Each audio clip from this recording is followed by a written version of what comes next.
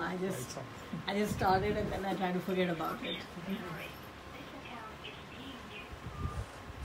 So many of you are looking familiar, not all of you, but many of you. So the usual introduction that I do is we do this every month, an alumni masterclass. We do this in the memory of a batchmate and good friend. His name is Jeetu Jain. He passed away about a year back, must have been 51 years old, and very creative person, very innovative person, very much an entrepreneur. Lost him very early, and one of the things we said we do in his memory is name a classroom after him, and therefore it's called the Jeetu Jain Ideation Room. And the word ideation is important. We tried and picked a room. I struggled to walk up the stairs today in my sari, but this is the kind of space that is more quintessential of Jeetu, which is nice bright light, greenery all around, thinking spaces. He might have asked to throw away the conference room table also and have only the kind of seating that's in the corners. Yeah, the bean bags and so on. But we do this, and this is our 8th masterclass? 7th masterclass. 7th. So we've been here, so we might be familiar to many of you. I say thank you to Devin every time because he makes sure that we publicize this, we have the right people who come in. In fact, the topic for this one session has been from you. So it is not something that necessarily we are saying we are good at, so let's tick our boxes and so on. But one of the requests has been, let's hear about B2B sales, because many of you work in that space. And Vedu agreed to do something which is not his. What he'd like to speak to all of us about is about knowledge management, which is what he does for a living now. But having worked for 20 years at Wipro, 20 years at Wipro. 20 years at Wipro, and in all aspects of the business, you ran a couple of practices, That's right. yeah, and now is into knowledge management. So what we'll do is spend maybe 2/3 of the class on B2B sales and maybe 1/3 on knowledge management. I, for one, certainly want to hear about that, or whichever way you want to play it.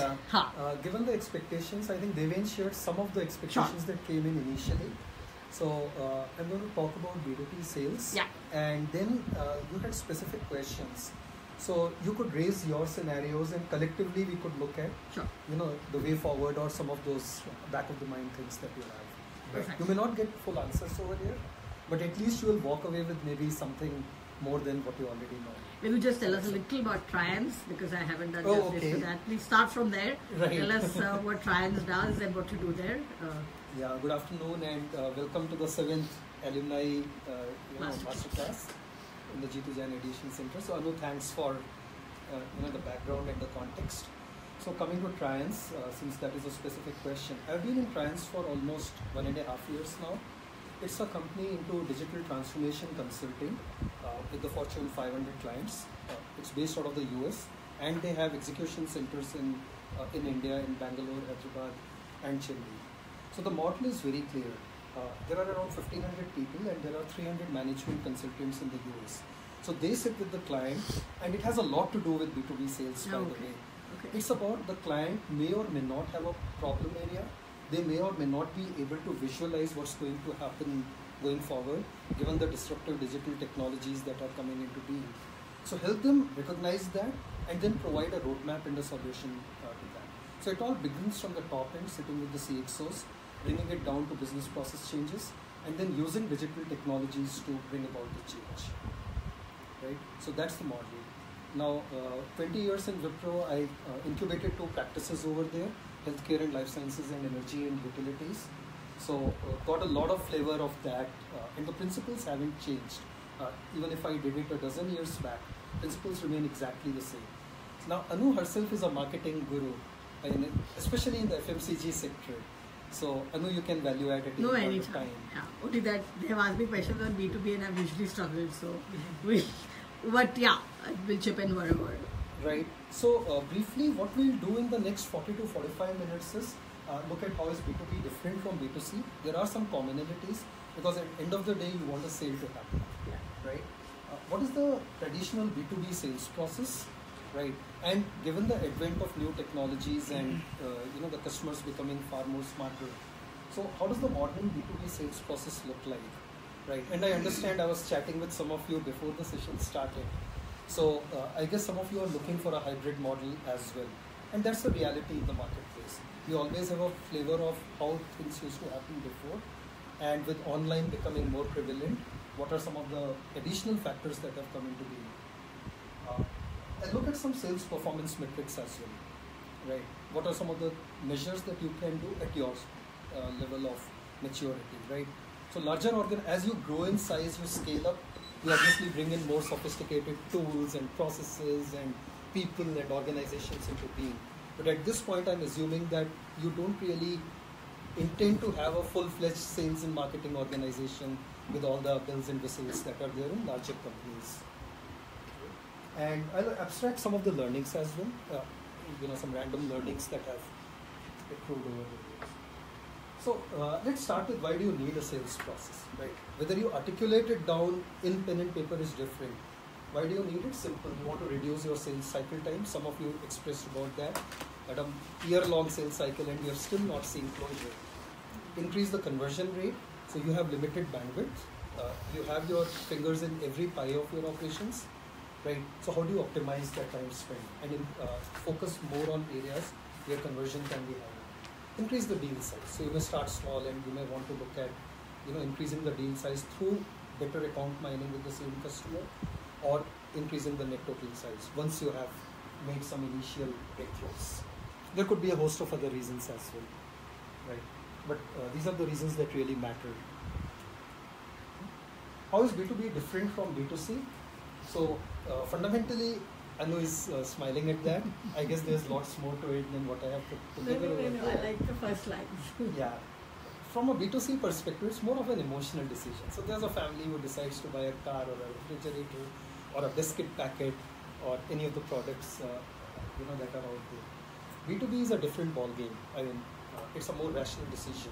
So you evaluate in a more structured manner. If it is a larger organization, they will have probably a procurement process, right? In fact, I'm smiling because our last speaker here was Thomas, and he was speaking about the B2C, and I don't know, one person here just couldn't understand how buying is an emotional process. So that was the background to why I was smiling. And that person, if he were here, would certainly understand the right hand side which says it's a rational buying process. Yeah. Right. So B2C, very often there are impulse purchases or perceived immediate need or want kind of a thing. You go to buy a shirt, you like the color or the style, and you purchase it. Come back home and you say, oh, I don't like it. I don't know how many of you have faced it at home, especially those who are married and with their better halves. It's quite common. Planned, evaluated, and assessed. So it's a planned thing, right? There's no emotional connect to it in that sense, that you really know what you want. You take your own time to decide on it. There's a single decision maker, so it could be a family unit or the individual himself or herself. Here, typically in a B2B scenario, there's not one single person who takes a decision. There are multiple people involved. And the larger the organization, the more complex the chain of decision makers is, right? And that also implies there are more egos in play, more politics in play. Those of you who have encountered those situations would probably be able to associate with it. So some of you, like Rajneesh, have worked in large organizations. You would know what I'm saying, right? Short buy cycle. You go see, you decide in your mind. You may dilly-dally just a bit, but you will end up buying something. Here, it can go on forever as well, right? And that is why it's important to understand the B2B sales process, because you can influence all of those things if you have a better understanding of what's happening on the other side. No relationship with customer at point of purchase. So you go to Amazon, for example, buy some product. You're not connected to the vendor of that product in any way whatsoever, right? Even when you buy an appliance in say Giriya's or Pi in Bangalore, right? You're not connected to either Giriya's emotionally or to say it's a Samsung washing machine. You're not connected to them either because they were simply not there, right?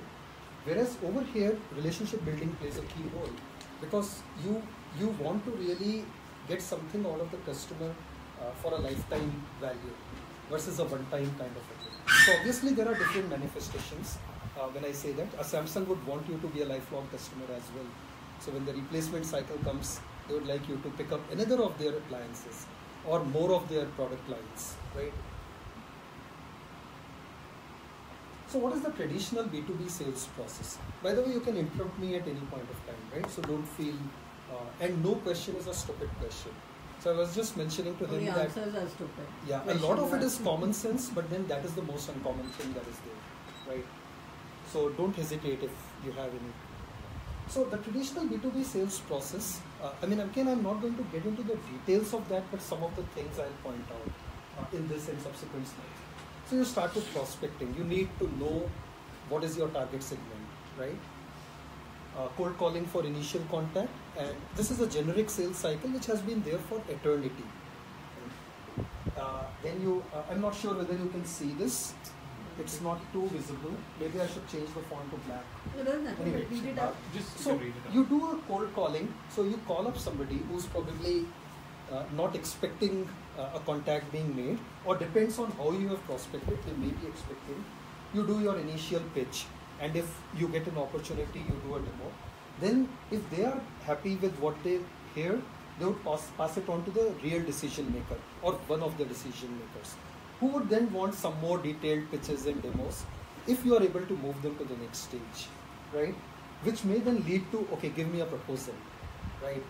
It's like a give me a quotation or a formal RFP or an RFI, request for proposal, request for information kind of documents. Again, depends on how big your customer is, right? If they follow formal processes, they will go through a proposal route, because the procurement process says they need to get bids from 4 people, 4 different vendors for buying the same thing. So those kind of situations and complexities do come in, right? And then, assuming that you are shortlisted, you go through a negotiation cycle, which is again a topic. Each of these boxes can be a topic by itself, by the way, right? And then finally it leads to a closure. And obviously the cycle can repeat after that, because then you want to use that customer as a referral customer, and you're prospecting, the demand generation, lead generation becomes of a different nature altogether. So in the traditional sales process, it's the sales guy who was interacting was the expert in their eyes, because especially some of you are working in things that are very disruptive in nature, right? It's not that the market is used to them, whether it's the B2B market, and in B2C also you see lots of new products coming up, right? So the sales rep is the guy who would educate the customer on everything, on the specs, the pricing, competition, everything basically, right? So let's look at, so that is the broad process, and I guess you're all able to appreciate that, what I showed in the previous slide. Now coming to prospecting, since this is the number 1 step, and this is where a lot of thought has to go in, as to who's your target segment, right? And then how do you generate your leads? Okay. So this demand generation, lead generation, those terms are used. What are the different channels that are available to you? That is important, because the number of channels available is humongous. You should have some clarity in your mind. How are you going to put together your target segment? Because what happens is, if you don't really put it down, you may actually sort of run around in different directions without really being able to satisfy any of the constituents. So Rajneesh, for example, is running something where he's very clear his territory is Bangalore, a certain segment. Even if there are opportunities that come up outside of that target segment, he's not going to step out, because you're going to dilute your own efforts and everything. Rather, consolidate everything in that segment, maybe fine-tune your process, the commercial model, everything, and then expand. Right? So how do you even get your leads in the first place? So there are multiple things that are there, and I've listed a few random ones. So you can, for example, get industry lists. There are industry associations which keep a log of, all the companies that are registered in that particular segment. Right? In B2C, you can go to a Just Dial and you find a host of things in a lot of ways. So you go to a Confederation of Indian Industry, or SOCAM, and get their member list. That itself can, be a big help.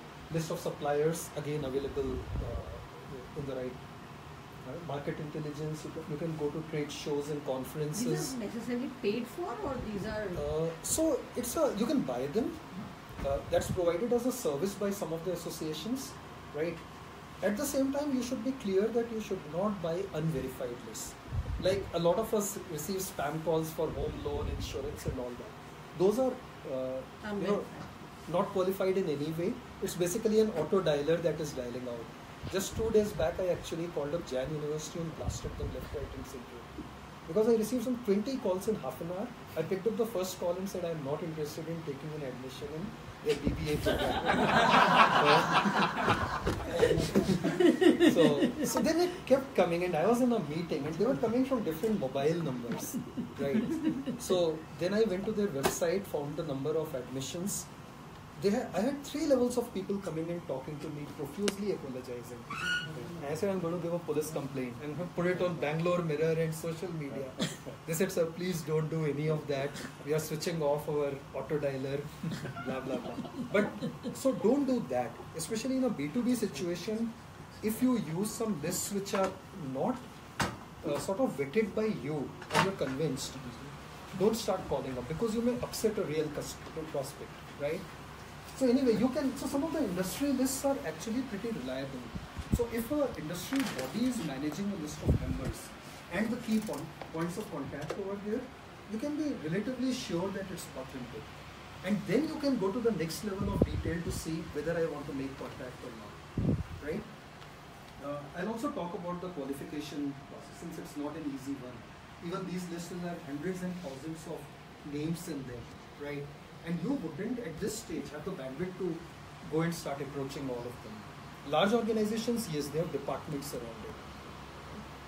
Trade shows and conferences, and again a great way to connect with people. I'll talk about it several times over in terms of how your presence helps in some of these industry events, right? Because you do need visibility at this stage. You do need to hear about what others are doing so that you can fine-tune your own product, service, or solution. Right? Networking events of different types. So there are roundtables that are organized and all that. Once you start associating yourself with industry associations or relevant groups, you'll soon find starting gateways to those as well. And they are not necessarily a waste of time. And what I do understand is that as entrepreneurs, you have your fingers in all parts of the enterprise, whether it's sales or marketing, whether it's developing the product, whether it's operations, everything, right? So that's a reality and you can't walk away from it. And that's why you need to understand the process so that you don't spend disproportionate amount of time on it, even though this is one of the core activities. And if you don't get revenue, eventually you will, phase out, right? You do need money to survive. Seminars and webinars. So again, it's not just about attending them, it's also about you offering to talk in a seminar or webinar. Right. So in LinkedIn, for example, when I go in, I do find that people are doing webinars on various things. They could be small companies, they are like B2B kind of organizations themselves. And that's a great way to get a very qualified set of people in. But then I'll talk about how you need to then position yourself. Speaking engagements, not easy to get, but if you start getting involved in, they start coming automatically. Newsletters, e-blast leads, referral sources, alliances and channel partners. Obviously, these are mechanisms through which you can have an outreach to the prospect set, right? You can't do everything direct. So, for example, Chetna was talking about going through to colleges, right? But if you go through some channel partners, sometimes, for example, there are educational bodies. You go and talk to them, then you certainly have access to 100 colleges in one go, right? Or nowadays CT is going on, right? So you go and talk to some people who are connected with the admission process. They will give you leads over there. So how do you do everything in one shot? You will have your own customer lists and all that based on your past traction. So keep leveraging on that, marketing efforts. Marketing in a B2B scenario, I think unlike the B2C scenario, doesn't work too well if you start advertising. It's not, it's expensive, right? So probably avoid it. Competitive intelligence, yes, you need to use that to your benefit. Social media, we'll talk a bit more about social selling. What is e-blast? E-blast leads. You get a list and you just send an email blast and then hope that somebody comes in. But that also is a very, very effective mechanism if you use one of these kind of lists and qualify it for one, right? And there are agencies that specialize in this as well. So it's not that you use your own thing. They have their own ways and mechanisms through which they are able to get a better response. And again, messaging is the key thing. And I'll come shortly to the messaging part of it. Because today, a lot of things that are coming in are viewed as spam, right? We get inundated with B2C and B2B. I mean, even though I may be an end consumer, I'm more interested in a B2C. I still end up getting a lot of B2C stuff, right? So somebody is trying to sell out, a meter, for example. What will I do with a meter, right? The sales funnel. So again, probably you've experienced it. I'm just trying to sort of simplify it for you. And you can substitute these numbers with whatever. This is just an example. How do you determine what should your sales funnel be? Right. So you need to have a monthly new revenue target, or it could be quarterly depending on if you are bootstrapped and you're just about starting. So you can't say monthly, but you need to have something in place. If you don't have a target, you wouldn't know what you're chasing. So it's always good to have a number. Look at your average sale price, whether it is a product or a service. What is it, the realization that you're expecting, right? So these are assumed figures. You can put your own. Based on that, a simple division would tell you how many deals you need to win to get to that revenue target, right? Now, there is something called an opportunity to sale ratio. And this is an assumed number. So, for example, your experience says, or you may start with some assumption and then keep refining it as you go forward. So 1 out of 5 opportunities is going to get closed. Obviously, this is a very ambitious number. 20% rate in B2B is not seen that often. At least in the IT services, it is like if you get 10%, you're really happy, right? So it depends on the nature of industry, the offering, the value. Too many parameters are involved in that. So if your opportunity to sale ratio is 5, so 1 in 5 leads to a deal win or a closure, then the number of opportunities you need is magnified, right? Yeah. You needed 10 wins, which means you need to have 50 opportunities in your pipeline to get those 10. So you have to keep an eye on that. If you're chasing 5 opportunities and you assume that all will be a win, it's a pipe dream, right? That's why it's called a pipeline. Next is, so you have those opportunities. Where are those opportunities coming from? They are coming from qualified leads. Opportunity is something very specific. A lead could be slightly broader in nature as well, where you start talking to somebody who is influential or is a decision maker. So qualified lead to opportunity ratio, I'm assuming 2, but it can vary depending on the kind of offering you have and the parameters that were important for you also. So assume that 1 out of 2 qualified leads turn to opportunity. Then the number of leads that you need is 100. So if you reach out to 100 people after qualification, then it will lead to 10 wins. Now, it's not just about qualified leads. There are inquiries that happen even before it gets qualified, which means a customer reaches out to you in at least some active manner. That's when it becomes an inquiry from a customer viewpoint, right? So, inquiry to qualified lead ratio, if it is suppose 7 inquiries lead to 1 qualified lead. So 7 people ask for, okay, send me more details. Maybe only 1 will respond back after you have sent the details. Actually, it will be more like 1 out of 10 or 1 out of 15. Again, would vary in how much interest you are able to generate in it. And we'll come to that part very shortly. How do you create that interest? So the number of inquiries that you require suddenly becomes 700. So if 700 people reach out to you, of them 100 are genuinely interested, who will then take it forward, 50 will take it forward, and it will result in 10 wins.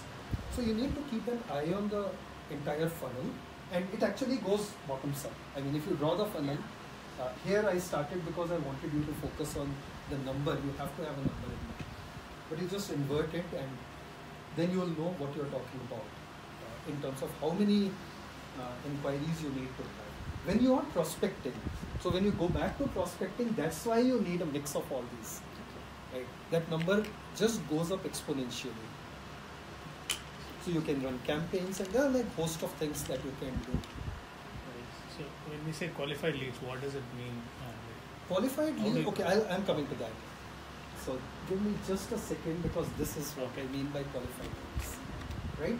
So qualifying, when I talk of qualifying, you have, as part of prospecting, you may have sent an email blast to 3,000 people, right?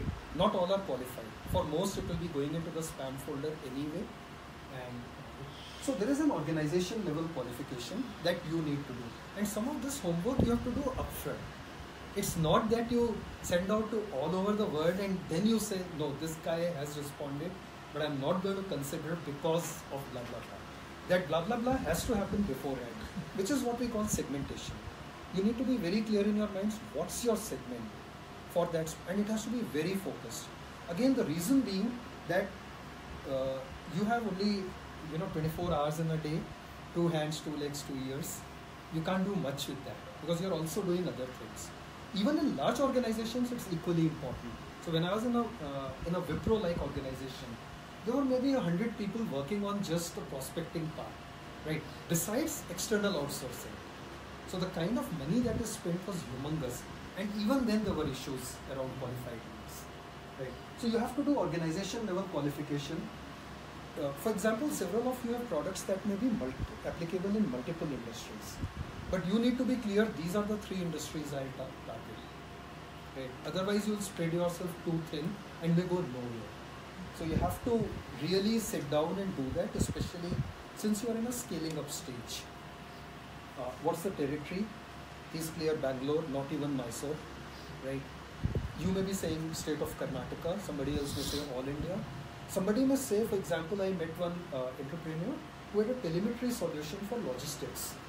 So that guy was telling, so I was just chatting with him, in a social thing. So he said that he started with India and he ran again a brick wall because, the Indian mindset and other things, a long story anyway. So he took a conscious decision, he's going to move his business to US, which was a big decision to take because it requires, a factor of like 20x for investments. But he said that no, he's going to do that, and it actually worked well in the US because of some environmental constraints over here, not because the need was not there. So territory, size, are you going to go after small and medium enterprises or large enterprises?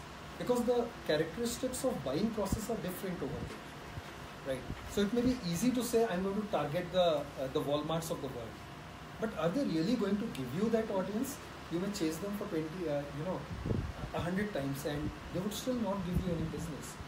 They might, but I'm saying that you need to be clear in your mind that are you chasing the right organizations or buyer persona is important.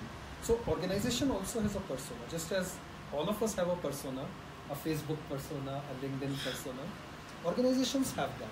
So you have to be clear in your mind, how is the organization going to look like, who's going to be my customer when it comes to B2B, right? There could be multiple personas, nothing wrong in that, but have that in your mind.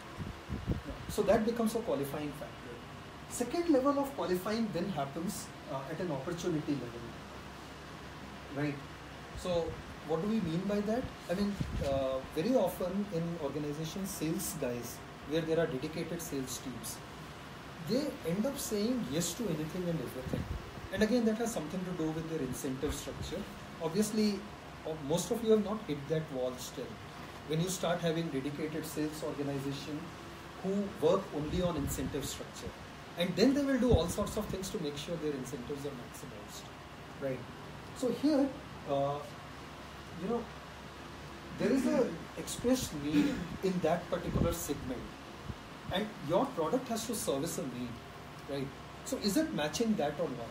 If your offering is ABCD and the client with whom you have started interacting says he wants EFGH, should you pursue that? Answer is no, because you're wasting your time. You don't have anything solid to offer in that space, or you still have something which is underdeveloped and competition is very strong, right? So why do you want to spend your time and effort and money in those opportunities? So you have to be ruthless about it. Say no, even if it looks a carrot dangling in front of you. That's a mistake a lot of entrepreneurs do. They just lunge at anything that comes their way, and in the process you end up losing direction, right? Stakeholder level qualification is the third one. because finally you are talking to someone, right? So here you have to look at, are you going to be able to reach the decision makers, right? Are they talking of having a budget for what you are offering? See, everybody wants to hear stories. So for example, somebody does something great on IoT and I am an industrial manufacturer. For me, it's an education opportunity, right? That you come and spend your time, you explain what you are doing. I'm educating myself. I'm actually having no idea of taking it forward. A lot of clients do that, right? At your expense, they are getting themselves educated. It's not necessarily a bad thing. I'll be coming to that again, right? But you need to see whether for that particular stakeholder, do they deserve it or not, right? And if you find that organization does not even have a budget or a roadmap for having that kind of a budget, drop it. If they don't have a budget anyway, they may show an interest, right? But they're not going to factor that in, right? So you have to have your sixth sense working in such cases. Purchase criteria. So again, it's important to see what's the purchase criteria. For example, it may say that you need to have a track record of 3 years.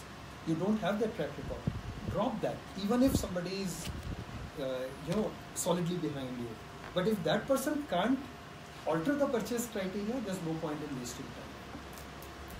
So again, depending on the scenario, you need to take a call. But just because somebody sweet talked you, it's not necessary that you need to retain it as a stakeholder you want to continue interacting with. Finally, it's about business. Okay, there are certain frameworks that are available to qualify leads as well. There are many of them. This is a very popular one. This is something that IBM had created long back. It's called the banked approach. And again, some of the points that I mentioned over here are, so budget, do they have a means of funding a solution to their problem, right? And you need to get that out through questions. You can't directly ask them, so what's your budget? Obviously they'll say, get lost, right? So you need to be very prepared with questions to get this out. And again, I'll talk about that again and again, about your preparedness for a lot of things. When you get an audience, how do you spend your time? Authority, determine what person has influence within the company to authorize the purchasing decision, right? So you need to be talking to that person eventually, right? Need, is there a specific pain point the buyer has that you can solve? So if they don't have that, very often it's a wish list, right? Everybody wants to hear about the latest and greatest. Will they implement it? Probably no, unless you do something special. Timeline, is there a specific time frame for when the prospect needs your solution? So sometimes they may have a need, but they may say, oh, this year it's all over, it's next year that the budgets will come in. And they will tell that indirectly. So you need to gauge whether it's part of your roadmap or not. And sometimes you have to gauge it indirectly. You can't ask direct questions, they will not share it with you. Because you don't mean anything to them. There's no relationship set at this stage, right? Relationship comes much later in the sales cycle. Right. So you need to ask about other things surrounding your own product, service or solution. So they will casually, and then you need to read between the lines to get that is there a fair chance of this getting the place in the cell or not, whatever you're doing. Right. So one of you is working with smart helmets, right? You are, right. So, and if you go to say dealerships and that becomes a channel of,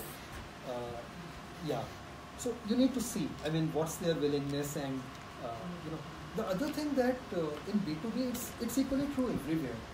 They do look for what's in it for me, right? So there's the organizational part and there's a personal part. What if they are chartered with showing some innovation in their own organization? Then you have a better chance of moving that, right?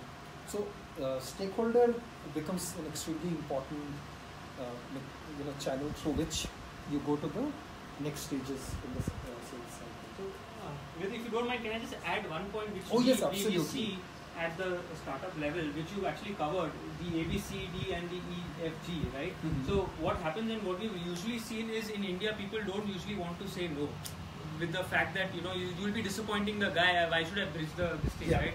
So then they'll say, this is good, but if your product had this feature, no, you would have done it.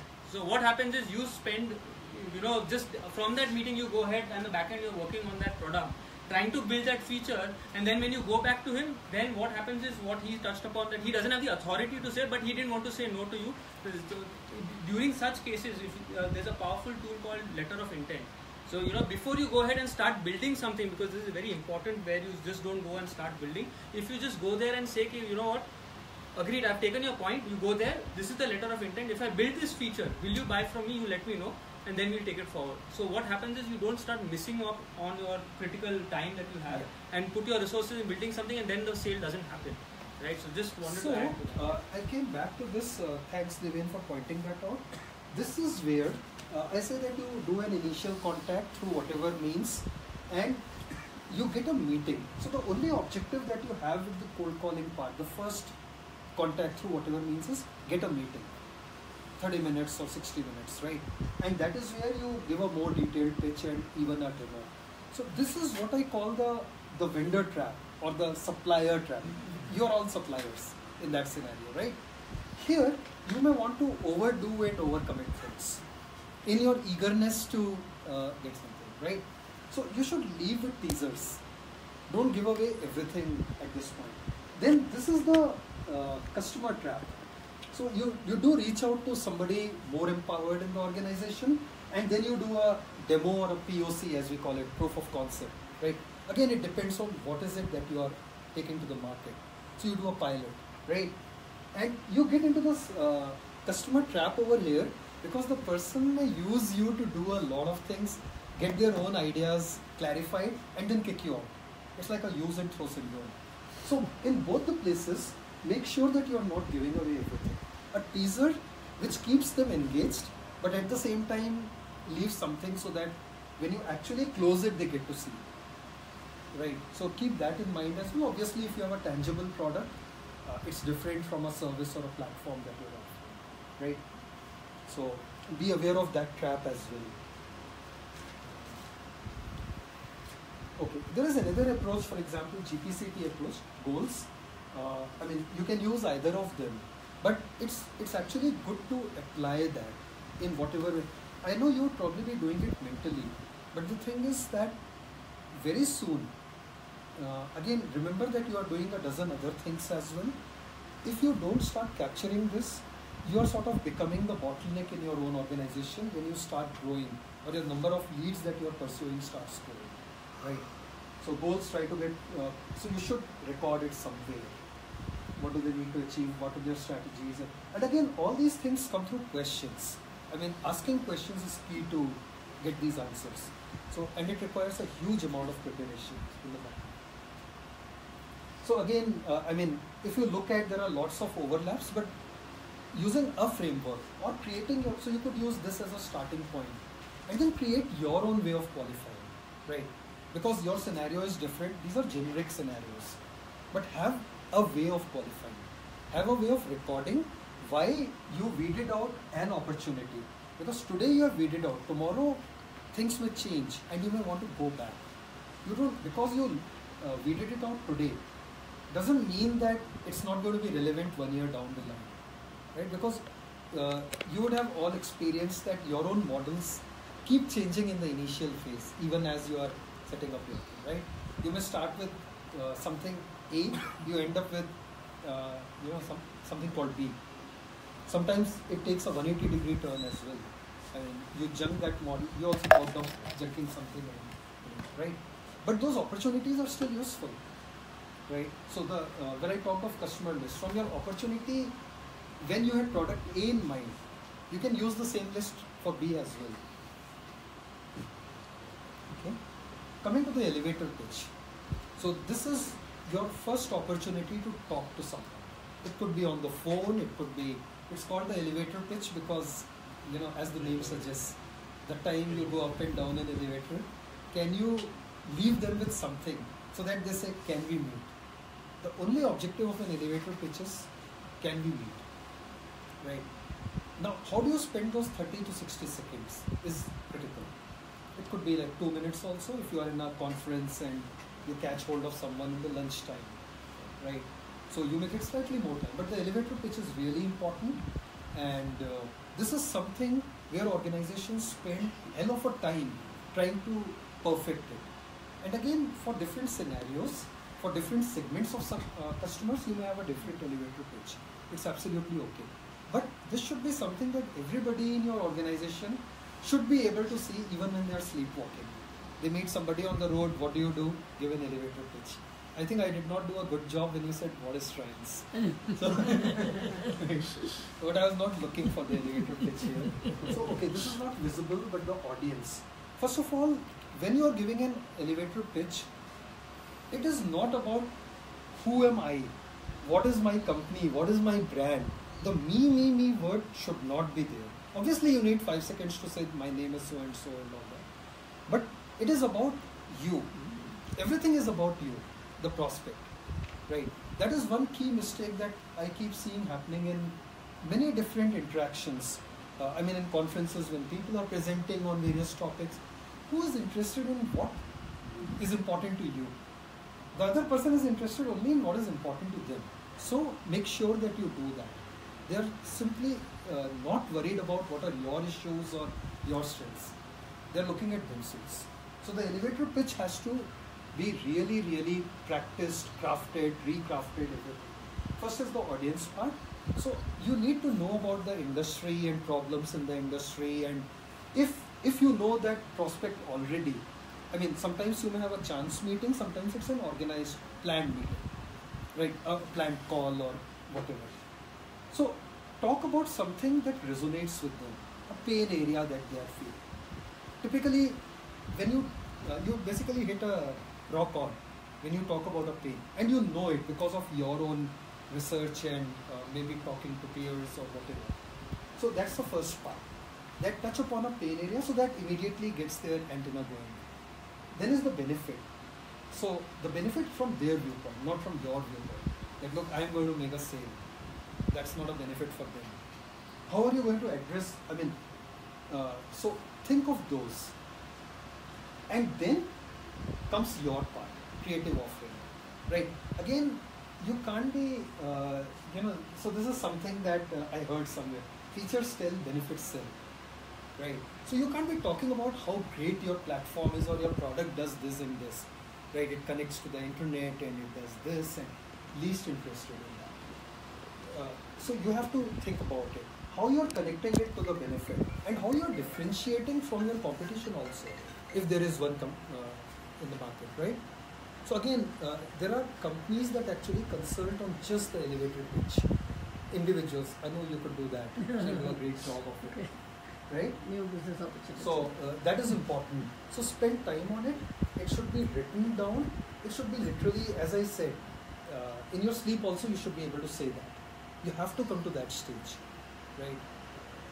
Because you get your 1 minute of fame with that prospect, remember? And your objective is to get them interested enough to say, can you meet me? Actually, sometimes the challenge is on the other side itself. We can write 30 slides about what we are doing, but asked to do a 60-second elevator pitch, we struggle. It's so much easier filling 10 slides than to say in 60 seconds what is it that we offer and how is it relevant to you, which is the stage that he's talking about. But sometimes elevator pitches are just useful to entrepreneurs, the suppliers ourselves. It actually forces you to think very hard on, is this product or whatever you are creating relevant to the market at all or not? Because it's that, your own trap, that you believe so much in what you are doing that you lose sight of that the market has moved forward, right? So that's a reality. Okay? So you should have a one-slider as well, in any case, because when you get to meet them, again, you don't want to spend time on yourself. You want to spend time on what they associate with. So one slide should be good enough. Obviously, when you get the meeting, you get a lot more time. You'll get at least 30 minutes, right? So then you have, you can still talk about yourself for 5 minutes and all that. It's required also, but make sure the messaging is always about how it's going to help them in the way you articulate it. And this is very important. Allow your passion to come through and speak from your heart. Because if it is, for example, I don't know if you've interacted with some professional sales guys. You want to give them a kick on the backside. It's like It's or rude. those It's too telemarketing packed, calls yeah. that you get, you know they're reading from a script. They have no clue what they are talking and all that, right? So that's a bad way of training your telemarketing team.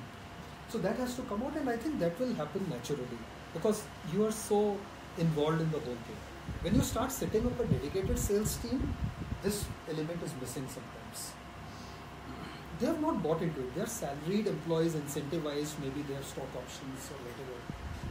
But founders definitely have this, so it's not for the founders, right? But in general, you need to make sure everybody in your organization has it. You have a handful of people. Everybody is a sales guy, right? And that is true for even the largest of companies also. So I was in this Canadian organization called CGI after Wipro. I was there for 4.5 years. And one constant message from the chairman used to be, as a webcast it used to come, was that each one of you is a salesperson. So you have your moments of truth when you interact with the customer or with the ecosystem. So I may be a regular employee, I may not be interacting with the end customer or prospect. I interact with my friends. I'm an ambassador of the company in that touch point, right? So you need to have positive vibes about the company coming out in every.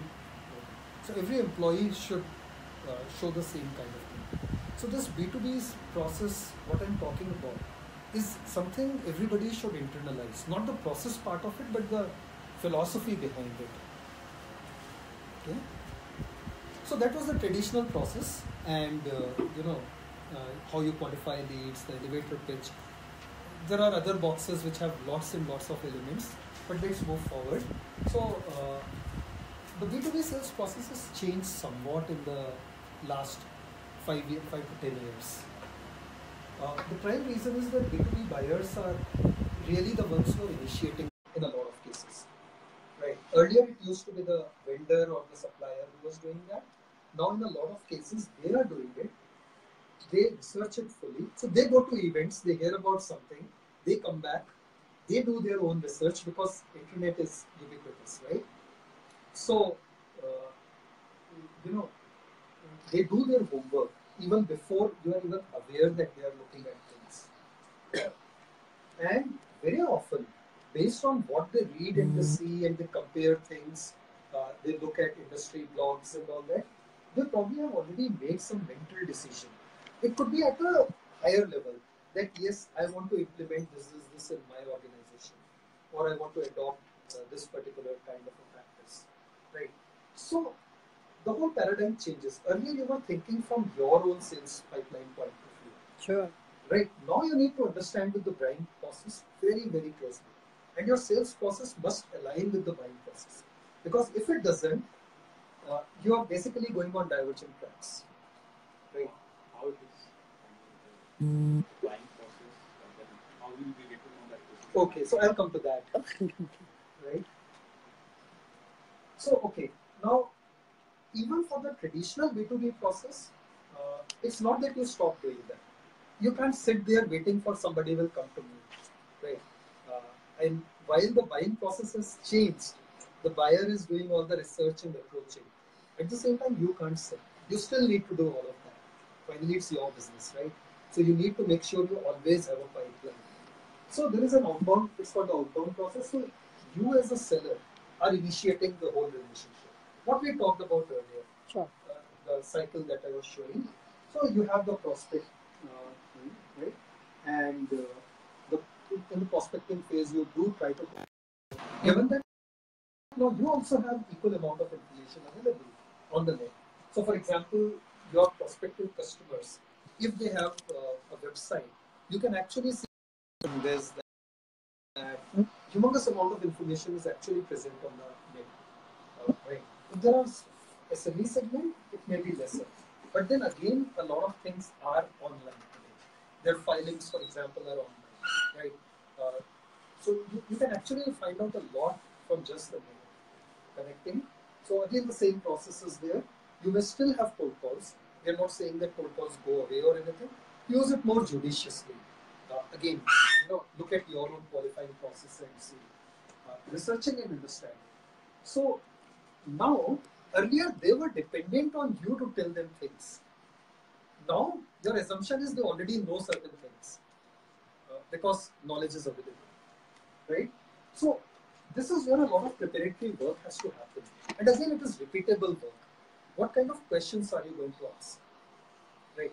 And again, depending on who you are able to reach out to. So you need to have that inventory of questions ready, right? And for different scenarios that may emerge. So this part, is extremely important in today's sales process when it is outbound. Pitching.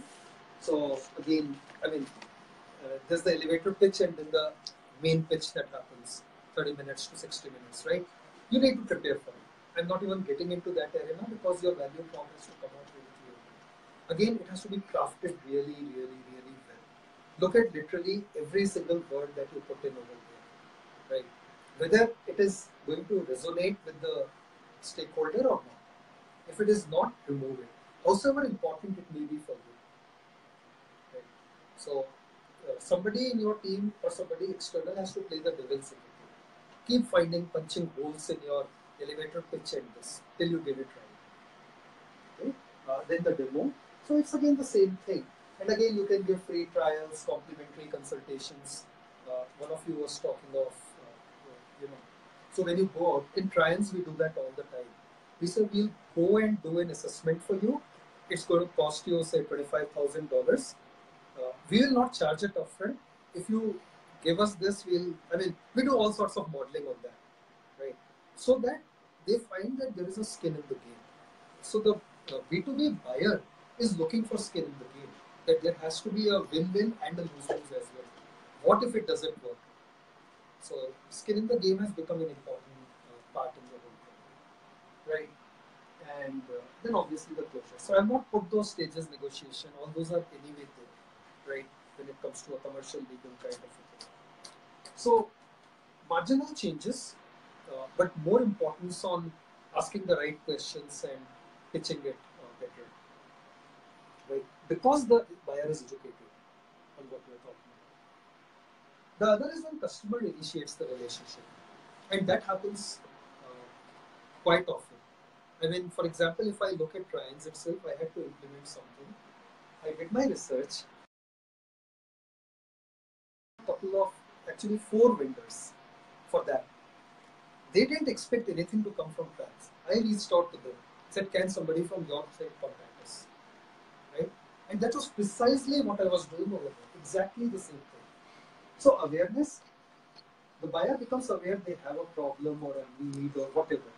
I had a problem. In fact, that was my own personal experience. So I'm actually working with a vendor, with this vendor that I reached out to right now. Right? Research and comparison shopping, all through the net. So you have all sorts of forums where you can find out. So I knew exactly what I wanted, went and researched what kind of credibility am I looking for. I looked at all of that. Then invited 4 of them to come and talk to me. Right? Education, buyer finds your company website, right? High quality. This actually made a difference to me. When I found that there was relevant content on their website, I said, oh, these guys look better. So it's a first-hand experience that I didn't think about it when I was putting it together, but I'm associating it. Initial contact, buyer provide their email address in exchange for some of their content. Because I found it useful, I downloaded a couple of white papers, right? They had a webinar that they had done. I actually went and listened to it, that are they talking sense or not? Because in webinars also you find some people are at 50,000 people. I wanted somebody who actually knows the nuts and bolts. Are they talking that or not? Right? So then I sent out from my email ID. They had 0 spend on acquiring a qualified lead in that process. Right? The money spent was 0 till this point of time. So look at where sales cycle begins for you. It's beginning here. And you had no role to play in that. Earlier, the sales cycle was beginning from here, prospecting, in the traditional process. The modern process, you want your customers to be like that you enter over here. But remember, I also made a point that probably they have already made up their mind who they want to go with. At least somebody has an advantage over others. Is that a disadvantage for a startup? Because we may not be known at all. whereas somebody might be better known than us. So does this flipping of the cycle, not flipping of the cycle, It is. in a sense, flipping of the cycle. Buyer is in control of your sales cycle. So you're absolutely right. So what happens is, so therefore things like search and all become very important. Or you'll come to search engine optimization and all that become very, very important. I know you're absolutely right. Having a visibility in the social media becomes very, and I have a slide on that, right? But taking Triance's example, so I talked about digital transformation consulting, right? Which by very nature is disruptive for the organization. Now, this is where you need to have your, the buyer behavior groups. Now, in this particular industry where I am in, I know that buyers are going to go with large companies like Accenture's, IBM's, Wipro's, and Infis of the world for their large deals of application outsourcing. They understand that this digital arena, everybody is new, and startups and smaller boutique firms are more agile, more flexible. Right? So that becomes the advantage. So the whole positioning for Triance actually changed in the last 18 months. Right. So the tagline itself changed because execution matters. Now it's digital transformation, digital evolution simplified. Right. The website changed. The messaging, the content that was there on the website, everything changed. It was totally revamped just to reflect that and that alone. Sure. Right. So there was a lot of work that went behind the scenes to make that change happen. And customers are contacting. Today for Triance, 100% of the pipeline and the wins are happening in digital transformation. And of that, at least 50% are coming through. Which is tremendous because now we don't need those many sales guys. Actually, it's like phenomenal the kind of change that we are seeing. Funneling, series of emails educating you, audio presenting them. Again, the usual process. From here on, you come on board, right? If the customer has initiated it, and it's a sweet spot if you actually are able to get on the radar through whatever means. Ready to talk, close, proposal, negotiate. You don't start at the 700 now. So, आपके funnel में you were at 700. 700 became 100, and then 50, and then became 10. So the thing is, this is actually in a way a bonus because you're straight away adding it as a qualified lead. That's right. Straight away. So qualified leads, how many did you have? 100. Remember, 700 was the inquiries. No, qualified lead was 100, I thought. Qualified leads were 100. So you're straight away starting at 100. And remember the cost of acquiring a customer for each stage of this. It's not even a customer; it's a prospect. Yeah, it's very high. You're spending your time end of the day, and if you try to value time, given that that is the commodity that you are, always in scarcity of. So that's So primarily the difference between modern and traditional methods would be the customer is already aware. Exactly. Either he has been made aware by the enterprise through several means and he has searched you and found you, or he himself is aware about his problem and is looking for a right. So even if you follow the traditional approach over here, education plays a big role. They are aware, but it's like half baked. So you pump them with more information the moment you get to know. When you connect up with them, you gauge at what level they are, what kind of, because if they themselves have got themselves educating to some level, you know that they're interested in going to the next layer of it. So you get their engagement. So many times for the startup, awareness among the customers may not be there so much because the new thing after all. That's right. Yeah. That means awareness building is to be done by the startup for customers to be knowing about it. Yeah. At this stage itself. At this stage itself. You go to industry events, you hold webinars. Doing one-to-one is expensive. Yeah. Right. Where is the time? How do you get that audience? So you need to find those channels. And that is what you have to spend on that. Channel partners are a really good source. So for example, I was talking to one entrepreneur who's in the agri field. I don't think I should be sharing too many details. He's launching it now. But he at least claims, he's a good friend of mine. So he claims that, it's all ready. So it's basically about, using IoT to have smart watering and, pesticide spraying and all plants and all that. in commercial farms. So he was discussing how he arrived at that.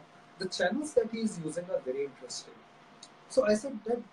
So he said, I said, have you piloted it? He said, yeah, I'm piloting the 100 farmers. So on the mobile, they can actually control a lot of things.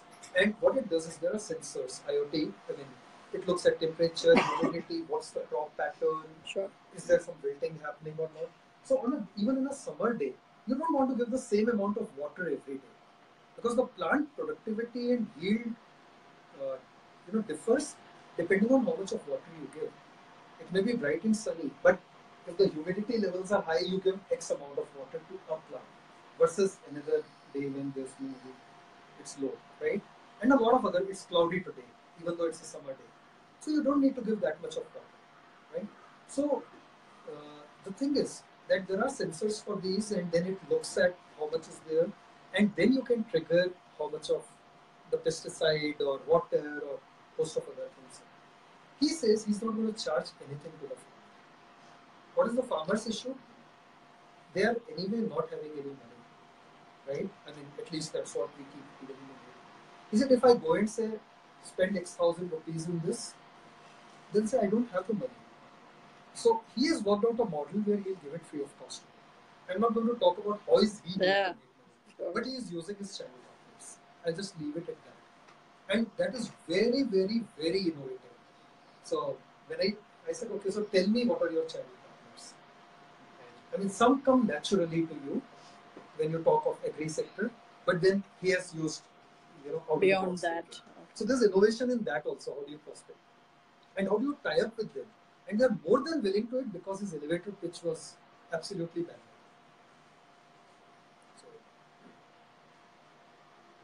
So that's a real case. He's launching now. Okay, client focus. So we keep talking of, everything is about the client, the prospect, not about you. So the thing is, ask 3 whys, put that everywhere. First why is, why should the client change? So this has to come from the client, or they should be able to associate with it. I mean, if they say it, that's the best, because then they feel for it. Second question is, why change now? That's a timeline part. If they say that, yes, I need to change it, I'll look at it in 2-3 years. Let me see how the trends are. There are always these innovators, early adopters and all.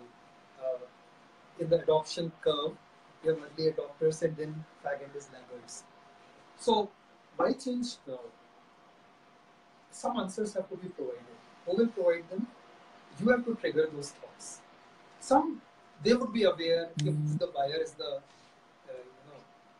initiator. And then why? Why not some other competitor or an alternate solution?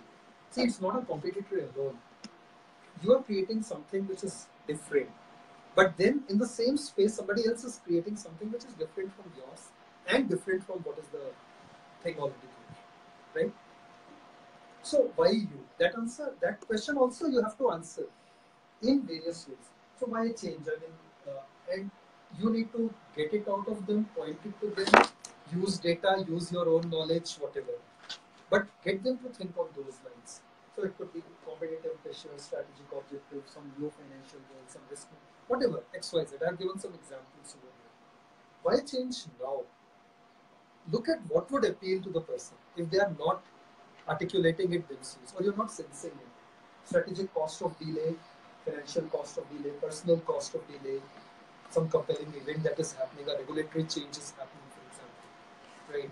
So now GDPR is coming into being from 25th of May, the data protection requirement of the law. For example, if the buyer is in a segment where they are holding data for somebody from you, and you have a solution which looks at easing compliance in some ways, you can use that to your advantage. I mean, just a hypothetical example. Actually, not hypothetical. When I was in Wipro, we always, because regulation continues to change at a very rapid pace. It's not just today, it has forever been happening. Right? The thing started in the 90s. I personally was involved in a lot of deregulation stuff in energy and utilities. That's how I set up the practice in Wipro. And what we did was, I was the face for Wipro in both the US and Europe. I'd go and talk very convincingly about You do your homework. I would understand the entire change that is happening. Then say, no, I'm going to help you set it up and migrate towards that. When you're talking to people who have, say, spent 20 years in the industry, I was a youngster.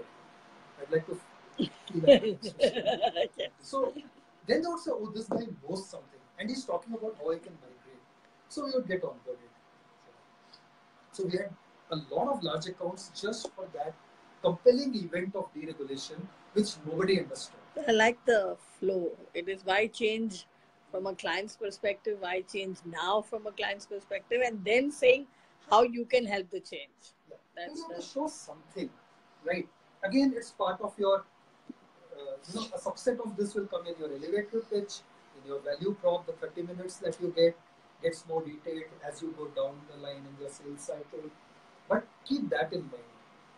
It's you. It's never me. Even when you're talking of this, it's again you. No, this you is for you. Yeah. But when you talk, it's for you. In that context of right? In the context. So make sure of that. Words are important. Finally, you are talking to humans. Tomorrow, when bots come in and you start saying, okay. So this is important. I mean, just answer these questions in any interaction that you are having. Keep that in the back of your mind, right? I mean, the elevator pitch and So what is personal cost of delay. So, for example, I took one example of I am the head of innovation in the organization.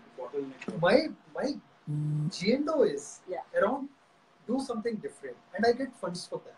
If I don't show that, they'll show me the door, right? So for my own survival, I need that, right? Now in the SME segment, you can use everything to your advantage. I mean, they are again if your customers are in the SME segment, they're actually very often in the same boat as you are with respect to cash flows and other things. So use that industry knowledge, customer specific knowledge, environmental knowledge to your advantage to show to them. Right. You have heard of the FUD principle, FUD, FUD. Oh, the doctors use it all the time. Doctors, lawyers, police. The most hated tribes. FUD stands for fear. So you first strike a fear. तुम दिखाने आए हो पेट में दर्द है. अरे ये अभी just yesterday I saw a case. It turned out to be appendicitis, or there was a swollen liver. What happens? You're suddenly already in a mode. I think it could be something grave. Then uncertainty, right? Then I make some more statements which are medical sounding, right? And you'll feel confused, right? And then introduce some doubt. By the way, the mortality rate for this is this. And now you need to do a CT scan, where I get a 60% commission. Got it? So they work on the FUD principle. A lawyer does exactly the same. That if you don't go, you will. This is a non-bailable section under which you will be in the jail for a month. But you pay me 50,000 rupees, I'll bribe 25,000 and I'll get you out. Well, nothing like that is going to happen. We pay bribe to the traffic police guys precisely for that reason. I mean, I stopped doing that once I realized it's fun. I mean, you just say, tell me how much is the fine. I'm going to pay it now. Plain and simple. Right. Even in the notorious real estate, it's the same thing. You're registering a house, there'll be touts. Who'll say, give me 20,000, this, that. Nothing doing. If you are clean, just go there and confidently walk up and say, right? So the FUD principle you can use with them also. I mean, you have to be ethical. Okay, let me say that. Don't be unethical at no point. Because what happens is karma catches up with you. You are always looking for a long-standing customer. Unlike B2C, Asaram Bapu. So, if you are any of your devotees of it. No chance. Right? So you look at the total value attributed to the customer. I'm not even touching upon that, but since this came up in a digression, I know that you are in a startup mode, so you're not even looking at those things. But when a client goes and looks at a customer, it could be an engagement for just $10,000, which is nothing, right? For a trials. The company's approach is always the same. Can I convert this 10,000 to 100,000 tomorrow, 500,000 day after, and straight away take it to 5 million? And that works. You just need a foot in the door. then the relationship building is what propels you forward. And it depends. I mean, in services industry, you have a continuous pipeline. If you have a product which has a one-time sale, obviously you have to think differently. Unless you have associated products and you want to sell them. So when you buy a car, the car manufacturer doesn't make any money on it. They make money in the long maintenance cycle, right? The AMCs and part replacements and all that. So when you go as a customer, that's what they have in mind. So they don't want to use the FUD, and scare you away after a one time. Okay, so sales model options again. I think we are switching gears just a bit. Because there is a cost involved in sales. You may use some external agencies at times. As you start scaling up, you will probably need to use some external help as well, right? So, how does the cost per transaction go up depending on, and it is solely dependent on your sales interaction. So, prospecting, I showed you 20 different ways. So, they broadly could fit into some of these. This is as you can make out and copy paste it from something on the internet. By the way, a lot of things I did look at internet. There are lots of blogs and sites and all that. So not everything is original, but I've adapted it for based on. So if it is web or online, it's more of a self-service mode thing, right? For the recipient of that transaction sales, low average. So this is the lowest cost. The email blast that I was talking of doesn't really cost much. Right. But then there are agencies that actually give you a lot more value out of it. You can do it yourself also. But, for every such thing, there will be some startup like yours who will provide more value at a cost. So, Trians itself does digital campaigns. Trians has used traditional channels, but right now is relying a lot on digital campaigns because of that customer-led buying process. And again, the hit rates are very, very high. And these are very, very focused, sent out to very focused target segments. Telephone, I mean, it still remains a means. Pick up the phone and talk, but talk to the right person, right? Partners and going through some channels, so industry bodies or various other mechanisms. There could be a technology vendor, right, on which your platform is built. Go with that. So Trians is, for example, a platinum partner for AWS. There are only 60 worldwide, and Trians is one of them. So what happens is for AWS, that's Amazon Web Services for cloud hosting. And there are a host of services around that. So actually, Trians does not have to do anything to get customers. So a TCS is also a platinum partner. But because it's a large organization, it throws attitude. There's the emotional part again over there. So Amazon comes to Trians and says, look, I'm going to give you the first chance of reviews. Only because they are pissed off with TCS. So being big is not necessarily a competitive advantage. If you look at the channels. So Trians actually has to say no to a lot of those things. Because that's not a focus area other than a certain part of AWS. So it says it's not coming in the digital definition, so we'll say no. Right? Even though it's lucrative, it's a repeatable thing. There are already accelerators in place, so you just go, you get money for doing something very little. And still, consciously, it's not even a qualified lead, it's almost like a deal. Because the customer tells Amazon that you tell us who do we work with. So it's almost like a deal. And a very, very repeatable process and still translates. So you need to learn to say no also when you start scaling. As I said, unrelated things, say no immediately. It can actually dilute your very purpose. Right? Looks very lucrative because you have cash flow issues and all that. Direct sale, the most expensive, but also the most remunerative in the long run. So you need to make a choice. What you want to use at what stage, for what kind of segment. That's why that segmentation part is important. You can't have one formula fits all.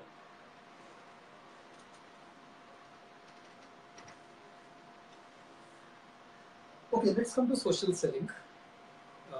Because I keep talking of how social is taking over online sales.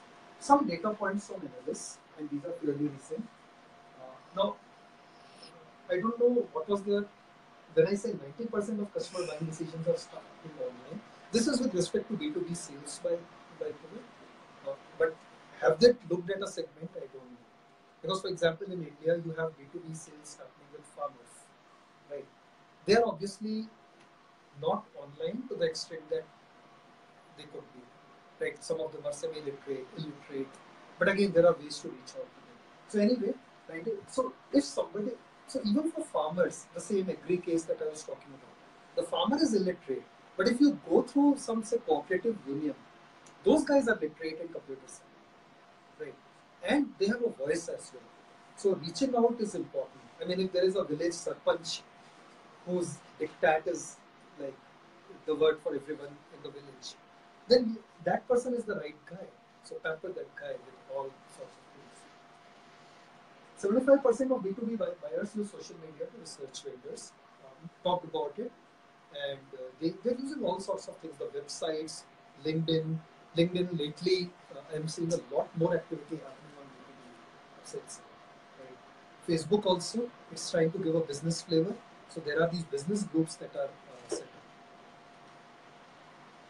57% of buyers journey takes place before a sales professional is involved. So I showed you where the intervention, the sales guy comes in, when they contact you. 74% of buyers are choosing the sales professional and company that are first to add value and insight to the buying journey. So this is an extremely important point. And I think in the learnings also I've pointed out, if somebody reaches out to you, make sure you respond immediately with some value. And you need to have that in your back pocket. So, Anu, to your point of KM, I'd actually like to take a separate session on the knowledge aspect of startups. Okay. So I'm aware that there could be just 2 guys or 4 guys or 10 guys.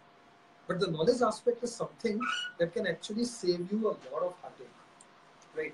And it may look trivial, but it actually plays a huge role as you start going to the market. It doesn't look trivial. It looks more evolved, actually. Yeah. So certainly doesn't look. look. When I talked about education, research, and all that, if you don't use some of the core KM principles, and all of them are common sense, by the way, right? If you don't use those, you are definitely, giving different messaging to the same kind of prospects. You are definitely not. So another startup team I was talking to was precisely the same thing. So these guys were together and the founder team, and we were just in a coffee session kind of. So they were sort of bitching about each other. That this guy goes over there, talks to them, doesn't update me, and I happen to pick up that call and I have no clue. Right?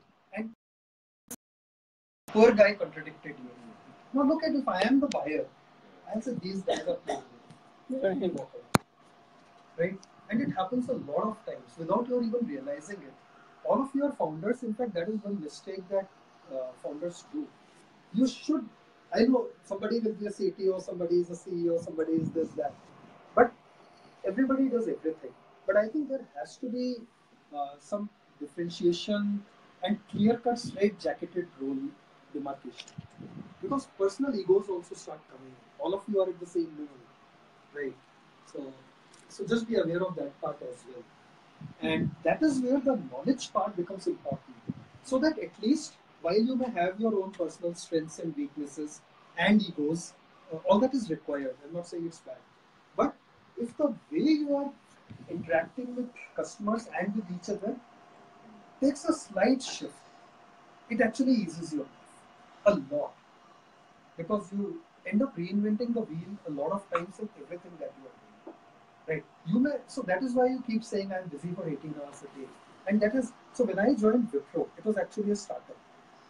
So I joined a startup. It grew from 300 people to 1.5 lakhs when I left. And I saw the entire journey. It was operating like a startup. The word startup was not used. That was very and I knew my salary is going to come because it was Mr. Premji with other businesses funding it. It was a loss-making entity at that point of time. Right? But so some other session I'll talk about that. Sure. A very important component. Right? So this value and insight, it can't, I mean, as I said, the first person to respond typically walks away with the deal in such cases. Only if they give the right messages. Which means, as I said, you need to have it in your back pocket. Right? The behaviors and activities that define social selling. So, depending on who's your target segment, if they are online, then you can't ignore it. Even if your personal feeling is that they are not there, you still need to create that presence and move them towards it. Right? Courtesy Facebook and WhatsApp, fortunately, everybody is online. I mean, even those who are doing menial jobs, they also today carry a smartphone. Right? So here we are talking of B2B buyers. So you can be 100% sure they are. And you can use WhatsApp as a channel by the way. Right? So you share content with them through WhatsApp. It's absolutely okay. There are some learnings where I talk about history here. Yeah. And, okay. Connections, increase reach through joining relevant groups. So social selling. I mean, if you're hosting something, say you're calling for a webinar, and you yourself are doing that. Now, your own connections on LinkedIn may be limited, right? To exponentially increase that, you need to find out relevant groups, join those. And it could be across borders also. Doesn't matter if they're not part of your target segment. How does it matter who's joining, who's not, right? Because the word carries forward. It's the power of networking. Okay? So you do need to have a presence over there. Content creation. So you do need to create some original content, right? At least related to what your offering is, product, platform, solution, service, whatever. At least something. So where you highlight the issues and problems in that ecosystem where you're pitching it, right? And it is all about trust and credibility end of the day. So it could be a white paper, it could be an infographic, anything, doesn't matter. And that is something that you ought to do, since you're the one who thought of that as a startup, that idea or something. So if you are not the one providing GAN on it, original GAN, who is? Then the guy who provides the GAN will walk away with the top of the mind recall for the prospective buyer. Content curation is another thing that is required. So it's not just about creation. Obviously, you can create only limited things. Here, so you look for, again, there are industry portals and news feeds and blah, blah, blah. You can aggregate it and then send it out to your buyer community. That again keeps them, keeps you in their radar. Tomorrow, when they move from just awareness to a felt need, you're actually moving them towards that by this form. Obviously, you need to do it in a very, I mean, if you're doing it in a social medium, you can't choose, right? If you do it on LinkedIn, all those who can see that will be able to see that. But if you are sending emails to them or even using WhatsApp, depending on the preference of the prospect, then you need to be choosy about it. That is this stakeholder going to appreciate it or not? So even though there may be 3 decision makers, for example, for your offering in the prospect case, I mean in that particular point, you may not want to send to all 3. You know, one guy is interested in reading things. Another guy, say the CFO, doesn't even look at that. Why necessarily bombard? He'll get irritated that you're spamming. But the guy who's interested, maybe the CTO of that company, will really appreciate it, right? And they do. Everybody is looking for value adds over and above your base offering. Right? What you promise, so they always say, under promise and over deliver. So follow that mantra. Always have some trump card where you find if there is a wavering happening, then use that trump card. I mean, in terms of content, to keep them engaged. Consistency. You can't be there today, like you send 5 things out. You're missing in action for 3 months. Again, come and do another, 3-4 things and walk away. You have already lost the attention of the prospect. That this guy comes in periodically and vanishes. They want somebody who's stable to be there. Yeah. So you're saying that you have to create a supporter within the organization, like who is always like Oh yes. you. Yeah. So I didn't probably touch on that. I mean the stakeholder part of it. What you need is, in the learnings I have put one thing. you do need a sponsor within the organization. That you have to do. And who can influence the decision maker? Sometimes if there are such decision makers and one of them becomes your sponsor, even better. Right? So ideally, if you look at the sales cycle in a B2B situation, there is a decision maker which is, I could say the top management in some ways, the executive management. Then you have the middle management, and then you have the normal staff, right? The pitches that you are doing, elevated pitches, value props, are for the top management. The middle management gets down to the next level of details. They understand your demos and POCs and all that, right? Top management executive management understands only the use case, nothing else. They don't want to also, right? Middle management is the one whose job is on stake. Plus or minus whatever. When I talked of Personal. Right, the personal part of it and all that, and they are more detail oriented. The people below them, they are the ones who do the nuts and bolts, right? So you need to have. I have that point. You need to have somebody in middle management. The thing is, the executive management, which is interested only in the use case and nothing else, they actually listen to middle management. They say, "ये बताओ ये कैसा है?" And I as middle, if you have not given how to me, नहीं वो अच्छे नहीं है. Doesn't matter anything. उसने एक बार बोल दिया, perception is created. You are gone forever. कि वो अच्छे नहीं है. As just that simple statement. वो नहीं पूछेगा क्यों अच्छे नहीं है. Right? So you need to. So even if they are not a decision maker, and you sense that they are influencers, pamper. Through all this, I don't mean that you take them out for golfing and drinking and all that, right?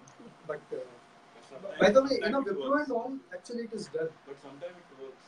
Yeah. Even if you So take them out for dinner and offline. yeah. So if your marketing budgets are high, right, then you actually take them out. There are IPL tickets given, for example, to some of those guys also, because you know that their word counts a lot for the executive management. Okay? And you need to send, again, it's important to do your research on each of those guys. When you're talking to them, at a minimum, look at their LinkedIn profile. At a minimum, you need to have that emotional connect happen. If it is a cut and dry elevator pitch, it will remain at that level. Versus if you know that you share some commonality, it could be the same institute, right? Or it could be the same place that they did their schooling in, or whatever. It actually builds that connect, and then they are more willing to listen to you. That's what happens in all social networks, right? You look for some commonality and you're like a house in fire. So do that. Do your homework, not just on the organization, on the opportunity, on the individual. Actually, I do that. When I'm in the B2B sales cycle, I make sure I first know about the person I'm going to talk to. Even when there's a client visit happening in clients, I have to talk to them. I insist on giving a brief on each of the individuals, what kind of interaction we have had, what kind of troubles we have had with that individual. Because that's my moment of truth. I can actually, since I am wearing the Triance cap at that point of time, I need to make sure I assuage their feelings for that. If they are, having still something in the back of their mind about, oh, these guys are junk on this thing. So, for example, one very common thing that comes up, it's a management consulting firm, and they say your guys in India don't know the industry, right? Part of my job role is to make sure everybody knows the industry, the business processes and the domain we are working in. So I make sure I talk about how do we orient them on the industry, right? So at least part perception gets changed. That, oh, here's the guy who's responsible for it telling me what all do they do. Now, how much it gets absorbed by the people is a different question. They are techies, they like doing .NET and Java. So making them think beyond that is not so easy. Some of you may be in the same boat as starters if you're working in technology. And that's why you need this kind of orientation for sure. Those who are pure techies who have come into this. Right? Time check 4:30. But I'm coming to the end of the slide there, a couple of them more, but keep asking questions, right? So sales performance metrics, hundreds of them. Right. So you have the obvious ones related to the hard numbers. Right. So time spent selling. I think for you it's important to do that because you have limited time. 24 hours. You have 24 into 5 people. Not everybody is into selling. Right. So you need to optimize this time, and it leads back to the qualifying leads part as well.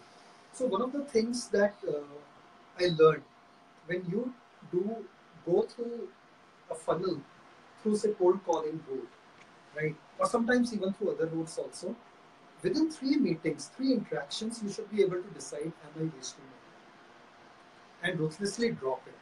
Keep a record of it because as I said, 12 months down the line, it may be relevant. So that's why the qualification is important in your mind. That are they really looking for it? Are they going to have a budget for it? That bank thing that I talked about. You can do a quick assessment and say, I'm going to go silent on it. Let them come to me. Then you know there is a need if they come to you. Right? So not more than 3 meetings. Don't waste time on where, and don't be emotional about it. Just because you're a startup and somebody gave you an audience doesn't mean they're going to convert. So that is something that comes through experience only. It's very easy for me to say because,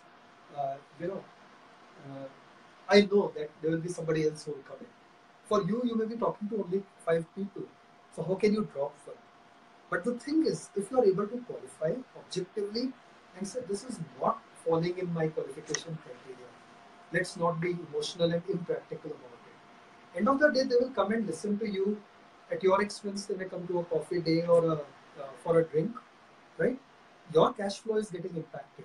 They are having a jolly good time. So there are plenty of such kind of leads that are there. So you have to monitor your time and optimize it. Quick question. This entire thing that we are talking about, would it differ for a new customer acquisition versus a place where the customer organization is already deeply entrenched with somebody, established vendor who is already there? Mm-hmm. So some of these things, would it differ to some extent? Yeah, in fact, in every single case it will differ. So suppose you have a customer already on a pilot and now you are looking at scaling up over there. Then you would have to adapt the approach accordingly because certain steps you can bypass. Okay. Right? So you straight away get into a opportunity space. Right? And so account mining is a term that my organization uses quite a lot since it's a services thing, right? End of the day. So you talk to one business stakeholder. Clients typically have like 10 different business stakeholders. You establish your credentials over there, even with a pilot. Take that guy and ask him, boss, can you talk to that guy? वो बोलेगा हाँ mail में connect कर देते हैं, and it actually works all the time. Account mining in services and consulting is the thing because cost of acquiring a customer is very high. Here you literally get it for nothing, right? So that is it. So time spent selling, you have to track it. If you don't, your hours are getting spent just like that, right? And I talk about use of tools also. Even though you may be small, using some tools, you can use open source tools is important. Whether it is managing the leads, whether it is the calendar part is extremely important. I'll come back to it. Lead response time. So if you can look at the cycle time at various stages of the sales cycle, you will get to know. Because there will be some patterns that will emerge. Certain types of customers, I talk of organization persona also, right? Those personas will start with this kind of a persona, cycle time is this much, right? Very crudely, if I say SME segment, they will take decisions within a month. But the larger organization, their procurement cycles are more complex, they will take 6 months. I mean, as a very crude example, but it does exist, even in micro segments. So if you have a hang on it, it helps you in deciding that. So upfront, oh, this client, this prospect belongs to this micro segment. I can expect the cycle time will be this much. Because what happens again is, somebody talks to you and you start getting excited, ki dhanda aa gaya. But wo nahi aaya hai. Just because they're talking to you doesn't mean they're going to give you business. That's the number one thing in B2B sales. Unless you have a personal connect, they're family or they're your schoolmate, college mate. So if I ask Anu to give me a session on FMCG, she'll not charge me anything and she will give it. I'm trying to get a free consultant. Sure. Marketing collateral usage. I talked of creating very high value content, painfully creating that, right? What organizations do is, and my organization is guilty of that because we have something called marketing. There's sales and there's marketing. Marketing ka job is create collaterals. That's their KRA, KP, whatever, on which they are measured. They'll keep churning out. Do they ever look at how much is being used? So, for you, it's even more important that if you find you are doing too much, maybe it's wasted effort. It takes a lot of time and thinking to create a collateral. Since it's a flyer or even on your social media, if you have to put together something, there are collaterals in some ways, right? If you have to create a customized deck for each prospect, how much of it can you reuse? You would be doing it implicitly, but if you do it in a slightly more conscious manner and you start looking at whether I'm using it or not, in what scenarios am I using, then you're more focused on that and you spend lesser time on it. Not only that, sometimes you can hire external agencies, even though you are tight on cash. Sometimes it is worthwhile to get the messaging right. Opportunity win rate, no brainer, right? X number of leads already won, blah blah blah. All that sales funnel that I talked of, right? All that comes up. Average deal size, sales cycle metrics.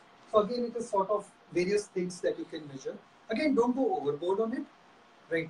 Only when you mature and you cross a certain scale, you start looking at those things. I'm just giving you flavors of, if you feel that certain things you are finding gaps in, start measuring them.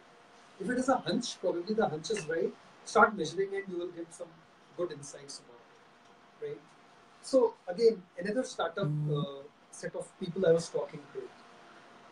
So this was a casual question I asked, and it probably led to some disorientation in the team. So it was about how much time do you take. Again, it was related to something this. So this guy said, "Boss, तुम्हारा तो कभी close ही नहीं होता है, वहाँ जाके अटक जाता है at a certain stage." So what came out in that small session was, one guy was very good in getting the initial attention, getting to the decision maker, getting their attention. After that, this guy used to fail consistently.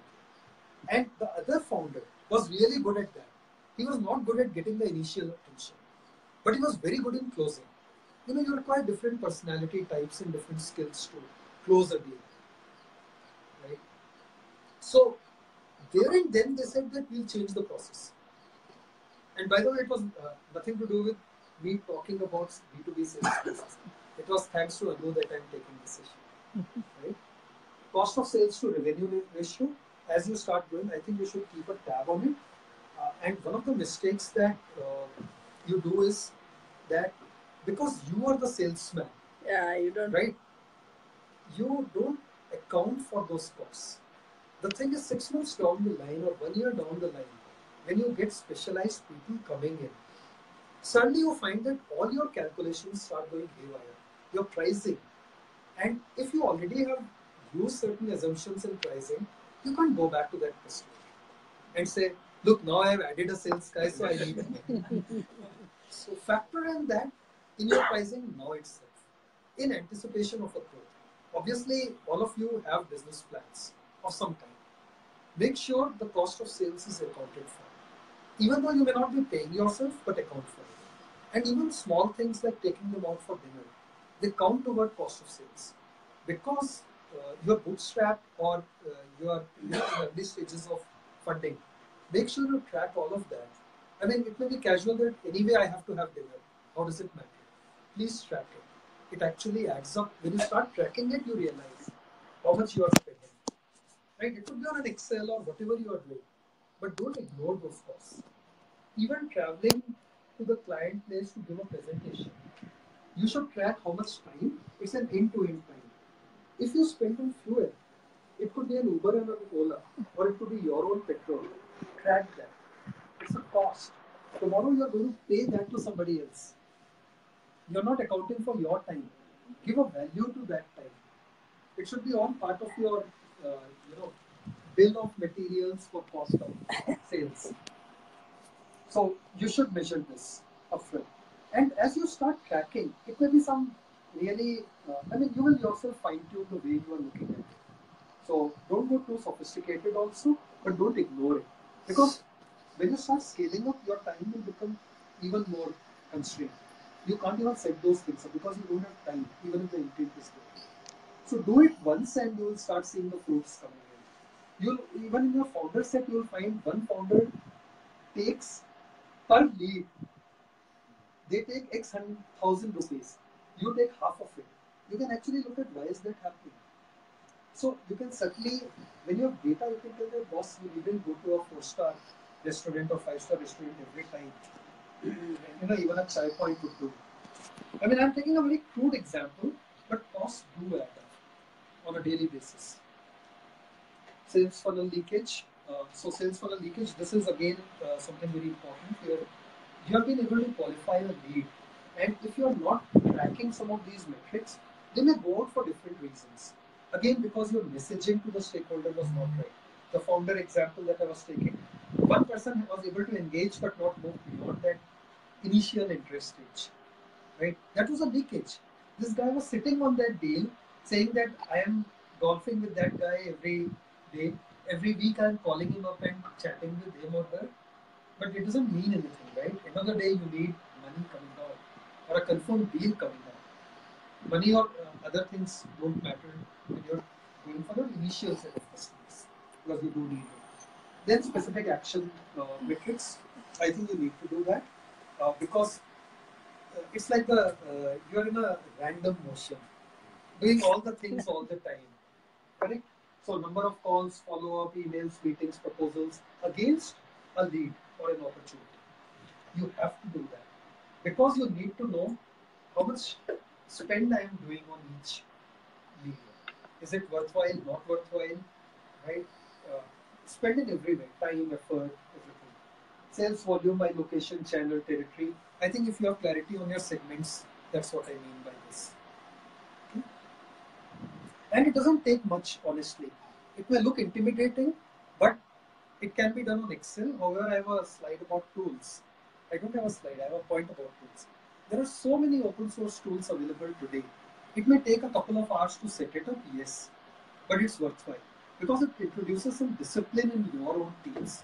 And that is the singular most thing lacking, because of which so much of cash burn happens. Okay, some random learnings. Homework is essential on prospecting people, personas, whatever. No need to emphasize on it. Make the middle management your friend. As I said, in fact, an interesting nugget that came out was sometimes you feel very kicked that you directly talk to the CEO of the company. Now, if the CEO is the ultimate decision maker, if it is a proprietorship firm, yes, no issues about that. But in a typical B2B scenario, if they are an SME or a large organization, do you know what happens when you go to a CEO? The CEO will mark a mail to people below him. What do those people do? They will mark a mail to people below that. Now look at people issues. It's the middle guy who's the worker. Middle management does something. Other guys sit in meetings. Right? So that guy will have an ego issue. कि वो boss ने बोला है तो कुछ तो करना पड़ेगा. No, their heart is not into it. Right? And any decision that happens of a B2B sales scenario, these are the guys who are consulted by them or who create a perception. That is why you need to have a friend, sponsor, champion, whatever you may call them, over there. You still need, your decision makers as friends. So I'm not saying that they are not your friends, but this guy actually plays an important role. They may look like a sidey. They may be not very articulate, sitting silently, no skills of any kind. But if you figure out that the decision maker depends on this guy, there's always a right hand man, right? Or woman, person. Nowadays, when jargon connect is important.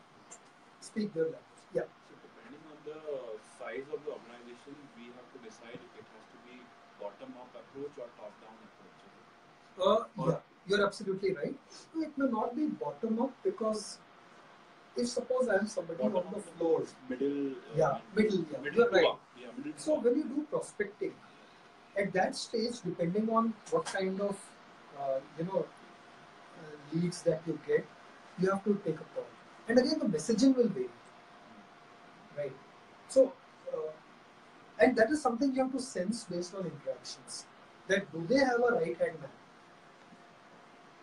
You will find them. If you go for a physical meeting, you will find one or two guys sitting who's not allowed to speak. He'll just say yes sir, yes sir, yes sir all the time. But that yes sir guy is the most important one for you. Because if he says yes to you, he'll convey the same to you.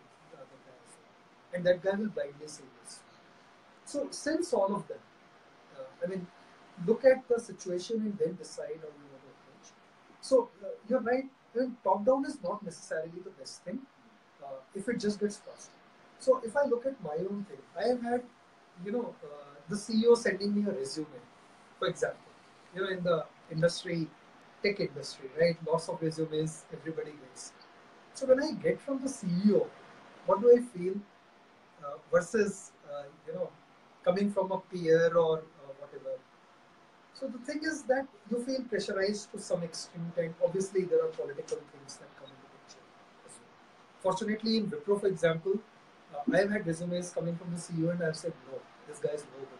And they've been very sporting about it. But there are other companies where, there's no way you can say this guy is not good if they come with a recommendation from the CEO. So you have to really sense that, and that again comes with experience. So, some of you have experience dealing with them, some of you learn the hard way.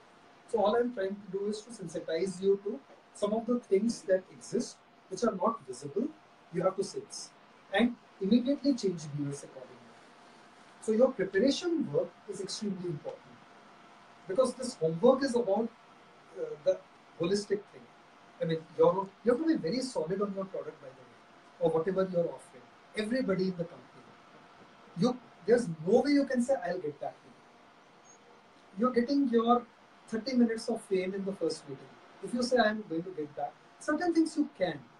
I'm not saying that, but some technical question on what you're offering is, and you say, I'll get back, then your credibility is gone.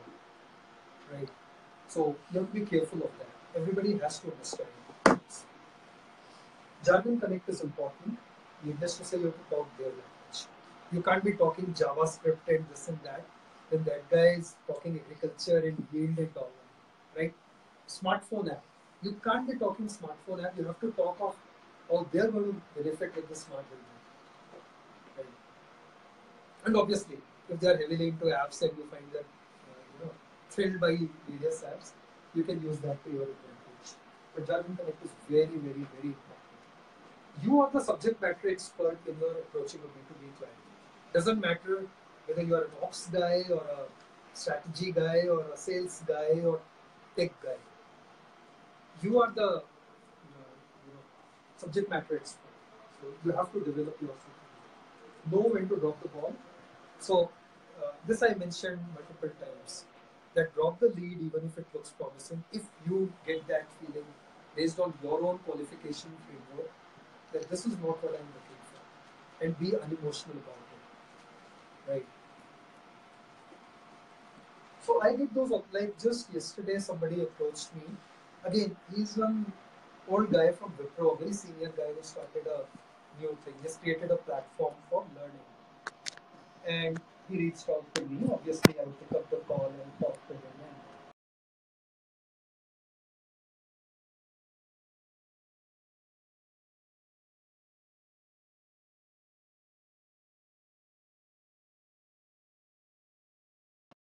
He said, no, I still want to show you. No, for him, it's a waste of time, honestly. When I've already given him the information I've just implemented, there's a 0% chance that you'll buy again. That my company is going to look at that. They're still going through the pains of adoption of that and integration into the organization. So the first thought that came to my mind is, why are you wasting your time? Come to Bangalore, have a coffee with me. Delighted, because long association. But if you want to come and get me a couple of guys, you're wasting your time, and they will come only because I'll ask them, "Hey boss, तंग कर रहा है, आधे घंटे को आ जाओ." We actually do that. This is a truth in B2B situations. Because you want to be good to some people, you say, "आ जाओ," and they come. But they're saying, "Look, ये कर दिया, आगे से मत बोलना." They also tell that. By the way. So I have faced it in number of times. So I have obliged and I have requested. I have been on both the sides. Right? Persistent space. Once you get to know, see again, sales guys, specialist sales guys are shameless. They are ruthless, shameless. They have to be. You can't be nice. The thing is, once you know you've caught their attention on something, when you are wearing the hat of a sales guy, you can't continue to remain nice. I mean, finally, you want to move it to the next stage of the sales cycle. One of you remarked 12 months, it's sort of getting stuck, right? You have to shamelessly follow. I have moved a lot with pure play sales guys in Metro across US and so in energy and utilities, we won a very large account in the west coast of US. So I was there when, and I used to go from a domain, right? And then they finally gave a contract, and then the CIO of the organization. So there is everybody, the business unit head from Wipro, and I was there. Sales guy was there. The regional sales head was there. Some business stakeholders from there. He made a remark that the only reason, the single biggest reason why I am giving to you is because this guy, every morning I would see him sitting outside. He would just say a good morning. Finally, after some 30-40 times, I felt I should give him audience. Persistent space. But choose your battles with, I mean, you need to look at the other guy also. Right? You don't want to be thrown out of your office as well. But, I mean, don't give up. And the other thing that I heard from several people in B2B sales was that, you know, there are some soft messages that you pass when you say, when you're following. When I say shamelessly, it's not that you start abusing them, right? So, he said that he deliberately used to send certain things or send messages at say 10 in the night. The message that was being sent was, "I am available to you 24/7. Now that was a very good insight that I got. It was in a casual conversation, and I picked it up. That he said, "I want to convey that impression. I am there 24/7 for you. I'm not going to walk away after doing the sales." He actually won the customer. So he said, suppose he got a meeting the next day. 11 in the night, he would send an SMS, or 6 in the morning, he would send one. They're looking forward to seeing you at 11 in the morning if the meeting is there. He said that was deliberate. That even in the morning I'm thinking about you, in the night I'm thinking about you. And you need to understand, whether an SMS is acceptable to them or WhatsApp is very popular nowadays. So, in what manner? In what manner, at what time of the day. But there are things you don't know what's going on in the mind of decision maker. When I was in Wipro or in CGI or in Triance, when I work with startups, I always have that concern in the back of my mind. They are service providers. They have a platform. What if they are not around 6 months down the line? What will I do? Platform is under evolution, right? It's not ending like anything, right? So I always have that concern that if suppose something it fails over because it is still evolving and it is on the critical path for a set of users internally. Can I give you a call at 11 in the night and say, "Boss, quickly log in and check"? I need that comfort feel. That, I can't tell the user that, my provider is going to come at 10 in the morning and only then I'll be able to give you access. If there is a problem, there's a problem. So, that you have to take care of. So, those soft things do help. For example, even simple things. So the 4 vendors that I was talking of, I called them to the office to do a presentation, customer initiated, right? One of them turns up half an hour late, and the usual bahana, Bangalore traffic. Obviously, all of us go through it. You jolly well plan your time. There's Google Maps telling you every hour of the day how much time you will take, right? You can't arrive half an hour late and then expect that. Because if in a sales stage, please, it's not even sales. It's still an inquiry stage in a way. it's a qualified lead, from what I said. And they did not have the courtesy to inform us. So here there was me and the CIO sitting in a conference room waiting for them. So that was not done. And we were very pissed off. I told the CIO, we are not giving those guys. We listen to them because you also get ideas by listening to other people. Of course. But upfront the decision was made.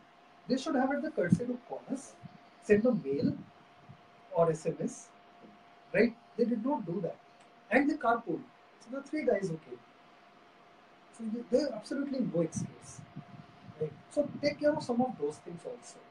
And in B2B sales, certain other softer things do matter. I mean, you can't be going in torn jeans. Obviously, they are premium in a Hollywood actor or actress wears.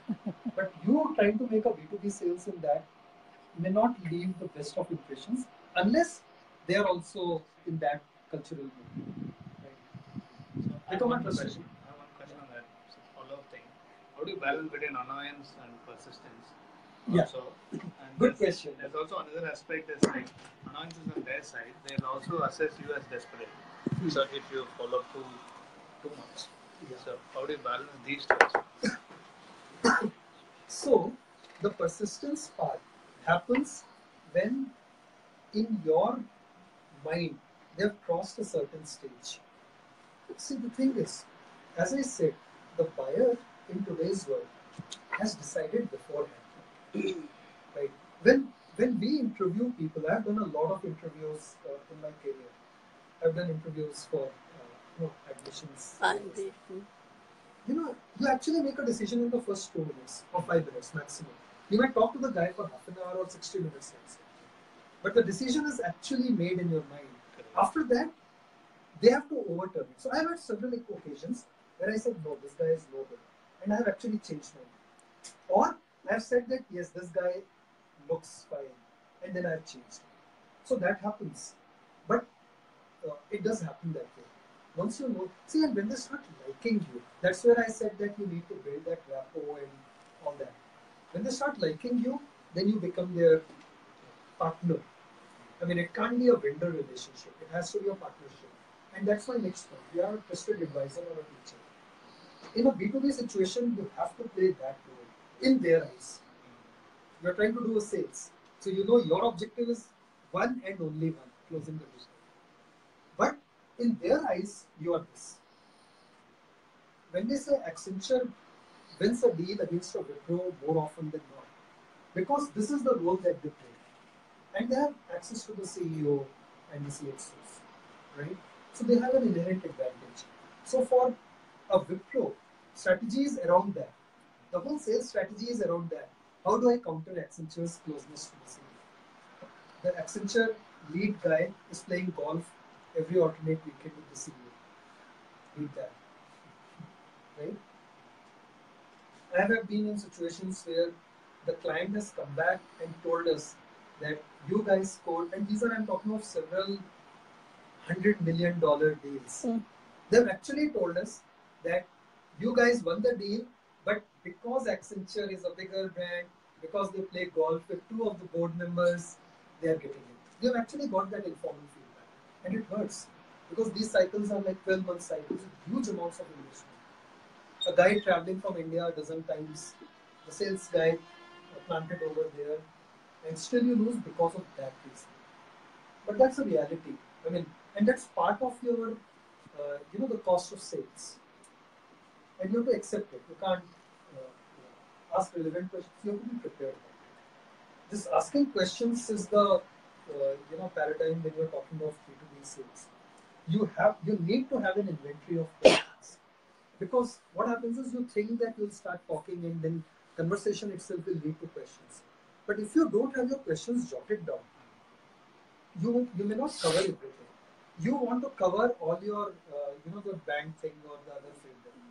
Have you addressed everything that you wanted out of bank so that you can qualify them? And that qualification has an impact on your pricing and a host of other things.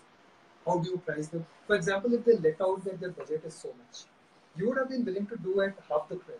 Now that you know their budget is so much, you will be willing to. Right? And that happens all the time.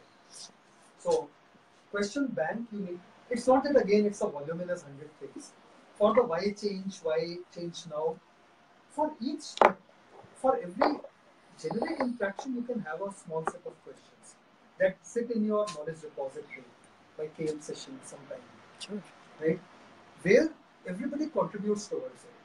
Because as I said, everybody in your team has to be a salesman in some ways. In Triumphs, in CGI, the same message was given. Every single person is a salesman all the time. So you need to think like that. So keep that. So that everybody pulls in their own areas. Yes. So you said about the budget, right? But sometimes the clients they try to negotiate. Even they are in a position to pay that much money, right? But they say your product is a bit.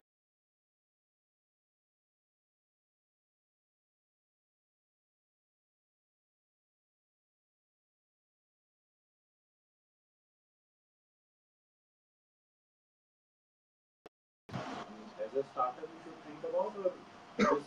So I think, what happens is that there's something called value pricing. You're not pricing it based on the cost of goods, right? Or in services, it's the time, converted to a cost, time of a consulting. So this is something that is done all the time. There's a value pricing, and you need to show it to them, which probably you would have.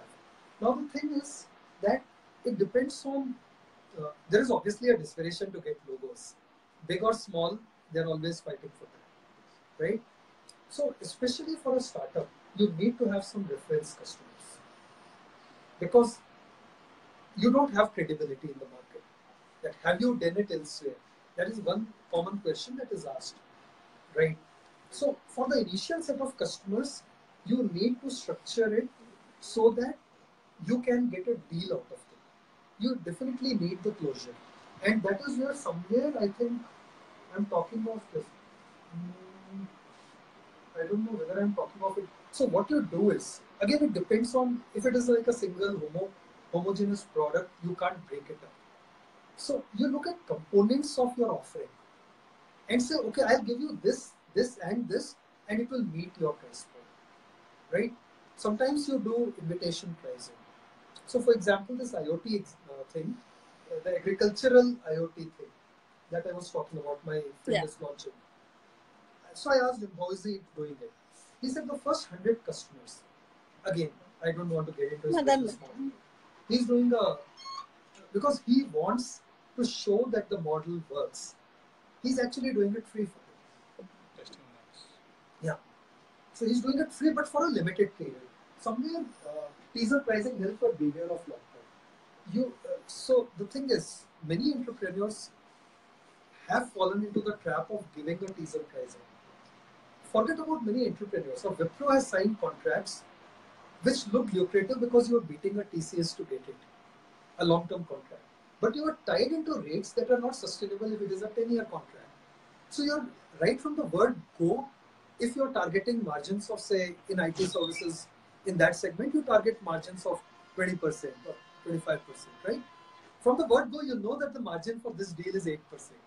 And then suddenly you start factoring in unnatural inflation, foreign exchange fluctuations, and you find that it has gone into negative and you can't do anything about it.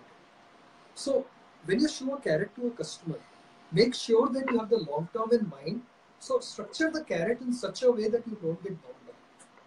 That's very important to keep in mind. Because you're over eager to get a customer, so you will agree to everything. But that's very damaging. Because they are your first set of customers. Probably they go to the same industry association. They'll say, "Hame to usne itne mein diya," right? And then you fall into that trap. Because they are all connected. I mean, exactly. The CEOs and the CMDs, CMOs are all connected. They're all, yeah. So if you actually go and lie somewhere that, okay, fine, we have these premium customers, they'll come back to us and they'll get to know the reality. Oh yes, yeah. And they will not tell us that, they have get to know about it. So it's better to be honest with them. So one thing that in a B2B scenario works is be honest and transparent, obviously judiciously with them. So there are some, we say that Marwadi mentality, choose lo achhe se, right? Even Ambanis are looking for that. But in general, a lot of buyers are actually So you can bucket your buyers on that also. That ये तो चूसेगा ये, this is the money game, right? How much can they extract out of you? We can always tell them that because initially they were initial clients, that's why we have given them at a discounted price. Yeah. But now that because our product is already so resulted in a pretty much value proposition is really well. So yeah. So I think you need to make it clear to them because they will take it forward in their own network. So you're absolutely right. This happens all the time. You have invitation pricing, right? Amazon Prime, when they launched, I got it free of cost. Next year I paid $4.99. Now it's $9.99, and I'm already complaining because I got used to the freebie. So I bought an Echo and I got another year free. So I was quite kicked about it. But the thing is that it hurts. Jio, that's a problem that they faced. They said data free for 1 year, and then suddenly they said no. Now we'll have a tariff plan, and everybody screamed.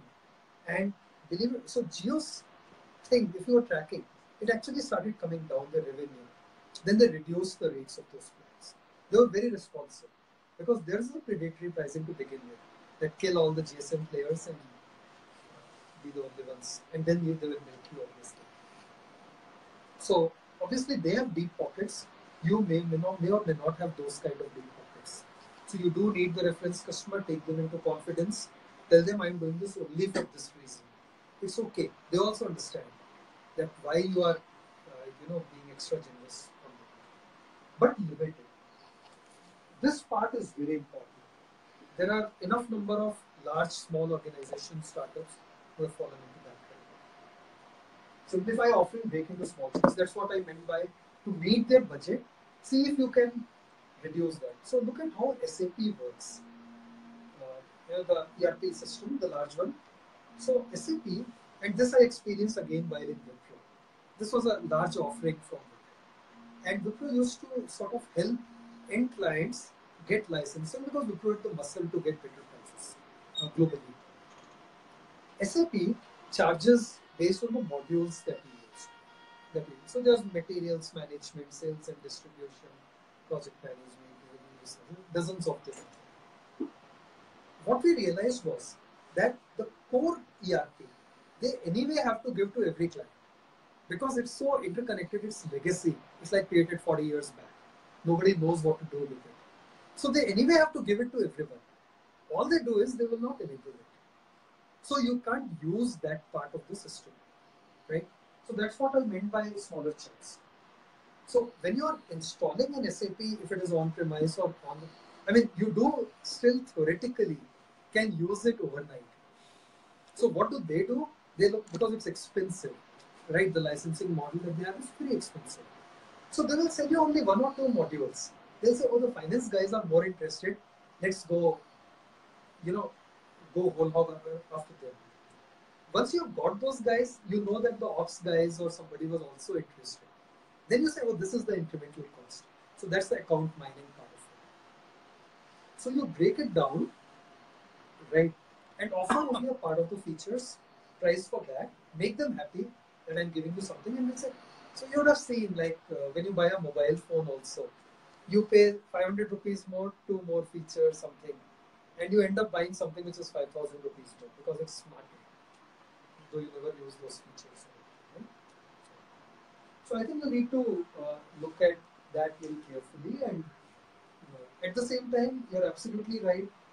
Some of these things, the pricing especially, floats in the market, in the B2B segment. They all are connected socially as well. If you go to Kenya, for example, all those small manufacturers who are there, they get together, they go on family holidays together, right? They have that bonding because of belonging to that segment. Maybe they discuss how do you evade GST in those meetings. So, but they are very closely connected. There are communities. Marwadis get together and they sort of have roots in Rajasthan, for example. And they're bonded by that. I see it happening around me in a B2C sense very often. Factor in sales organization cost, I think I talked about that. Today you don't have. Tomorrow when you have, you can't go back to a customer and say my pricing is changed. So at least some rudimentary thing you have to think about. get decision makers involved and they look for sticky points. The thing is, it's not about a goody-goody thing. Different people with whom you are interacting in the sales cycle, they may have some concerns. You need to get those, they may not articulate it, right? Because people in general tend to be nice. You should be able to spot what is their concern with respect to your offering and address it through more messaging around that concern. Without saying that, look, this is, I can see this is your concern. Pricing could be a concern, for example. So you address that. Once you know what is the decision maker's concern, it's not on your product or offering. It's on some other aspect. They don't like your face. It could be as simple as that, right? So how do you address that? So you need to sense that. So look for those sticky points. Right. Okay. Use this last point. Use open source tools for managing the sales cycle, content management, everything. I think it's important. It may look like an overhead. We are all tech literate in today's world, right? You should make use of them because otherwise you will be, constantly running from one thing to another with no order in place, right? And you're making yourself sort of the constraint in anything that is happening. And a lot of startups, the founders do that, unfortunately. Sometimes even when they scale up, unless the founders give their thappa, nothing happens, which is not a good state, right? Okay, I think this is my last slide. What you should do as an entrepreneur, some random things, know your pitch, just repeating that. You shouldn't be consulting, looking at your mobile phone to say, what is my pitch, my elevator pitch or whatever, right? Eat, live, breathe, all that. And this goes for everybody in your team, not just you. Become calendar scheduling cell. Thumb rule is, if you are spending 3 hours or more with anybody outside your team, they're sitting next to you. Use calendars. The reason being that before you realize, we talked of 700, right? 700 to 100 to 50 to 10. The number will vary, but it will be a humongous number. You'll have to chase a lot of people to get the few who are really interested in what you have to say. So how do you manage that? If you don't bring that discipline early on, you will be burning yourself out. The other thing that smart entrepreneurs do is, when there is a mail interaction happen, they ask the other guy to set up of the calendar, and you provide that link. So that's a smart thing to do. What do you typically do? You'll ask them, when can I come and meet you? Instead of that saying that here's the link where you can set up the meeting. So it will sit on his calendar and your calendar. What that has happened is now that guy has initiated the meeting, not you. But finally it's you who want the meeting, right? End of the day, you want to close the deal. Obviously, I talked about the buyer process where the buyer initiates. They also are equally desperate to get it done. But your desperation is more than their desperation. Because your final outcome is that join an association. I think it's really important to mix with people in your target segment. Because that's where you get to know what is happening. If you live in a cocoon, you may think you have built the greatest thing on earth, but actually in that association they may be talking about something totally different. Right? So when you look at, there are a number of examples about how, for example, Kodak lost out. They didn't see digital camera as a threat. HMT in India lost out. They were the leaders in wristwatches. And when they were asked about quartz watches, at that time that was state of the art, they said, who will wear a digital watch? And they got wiped out. Now watch companies themselves are struggling because mobile phone is a converged device for everything. So a lot of things are going out of business. Tata Sky is going to go out of business because now Netflix and Amazon Prime videos are taking over. I know of so many people who have cut off their connections. Newspapers, very few people are reading them in the new generation. Because you get your relevant feed on your tablet.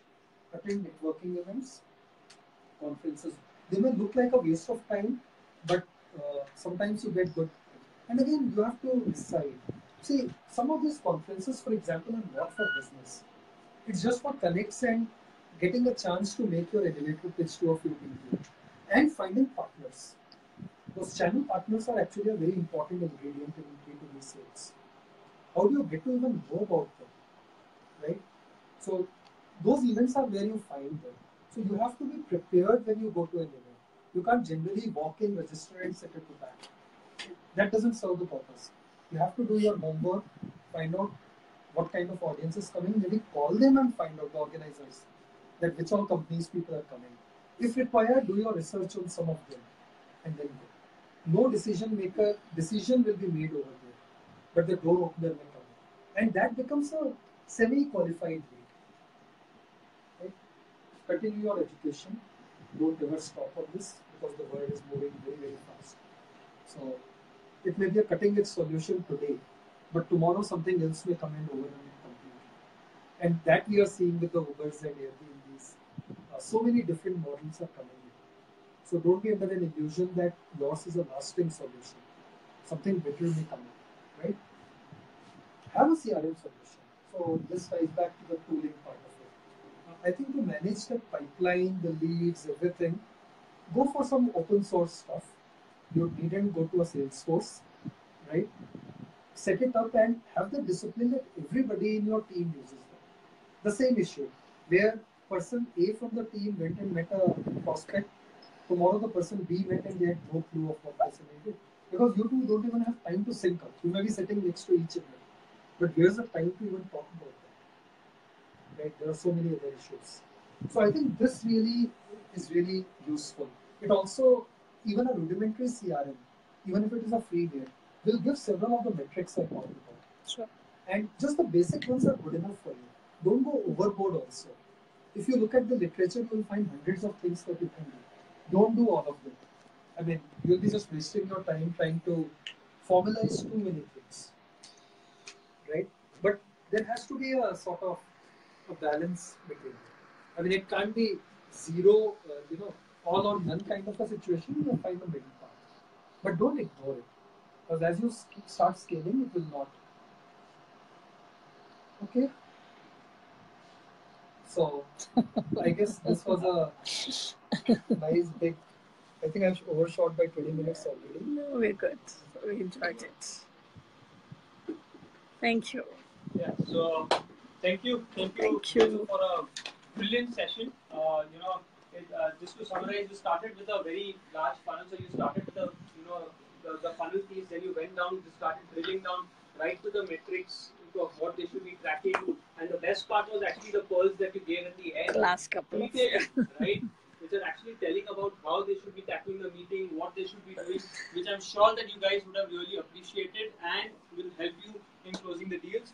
Thank you so much. Thank you for your time, and thank you on behalf of IIM batch of 92 for giving your time and putting up a great presentation, which really will help them. Thank you.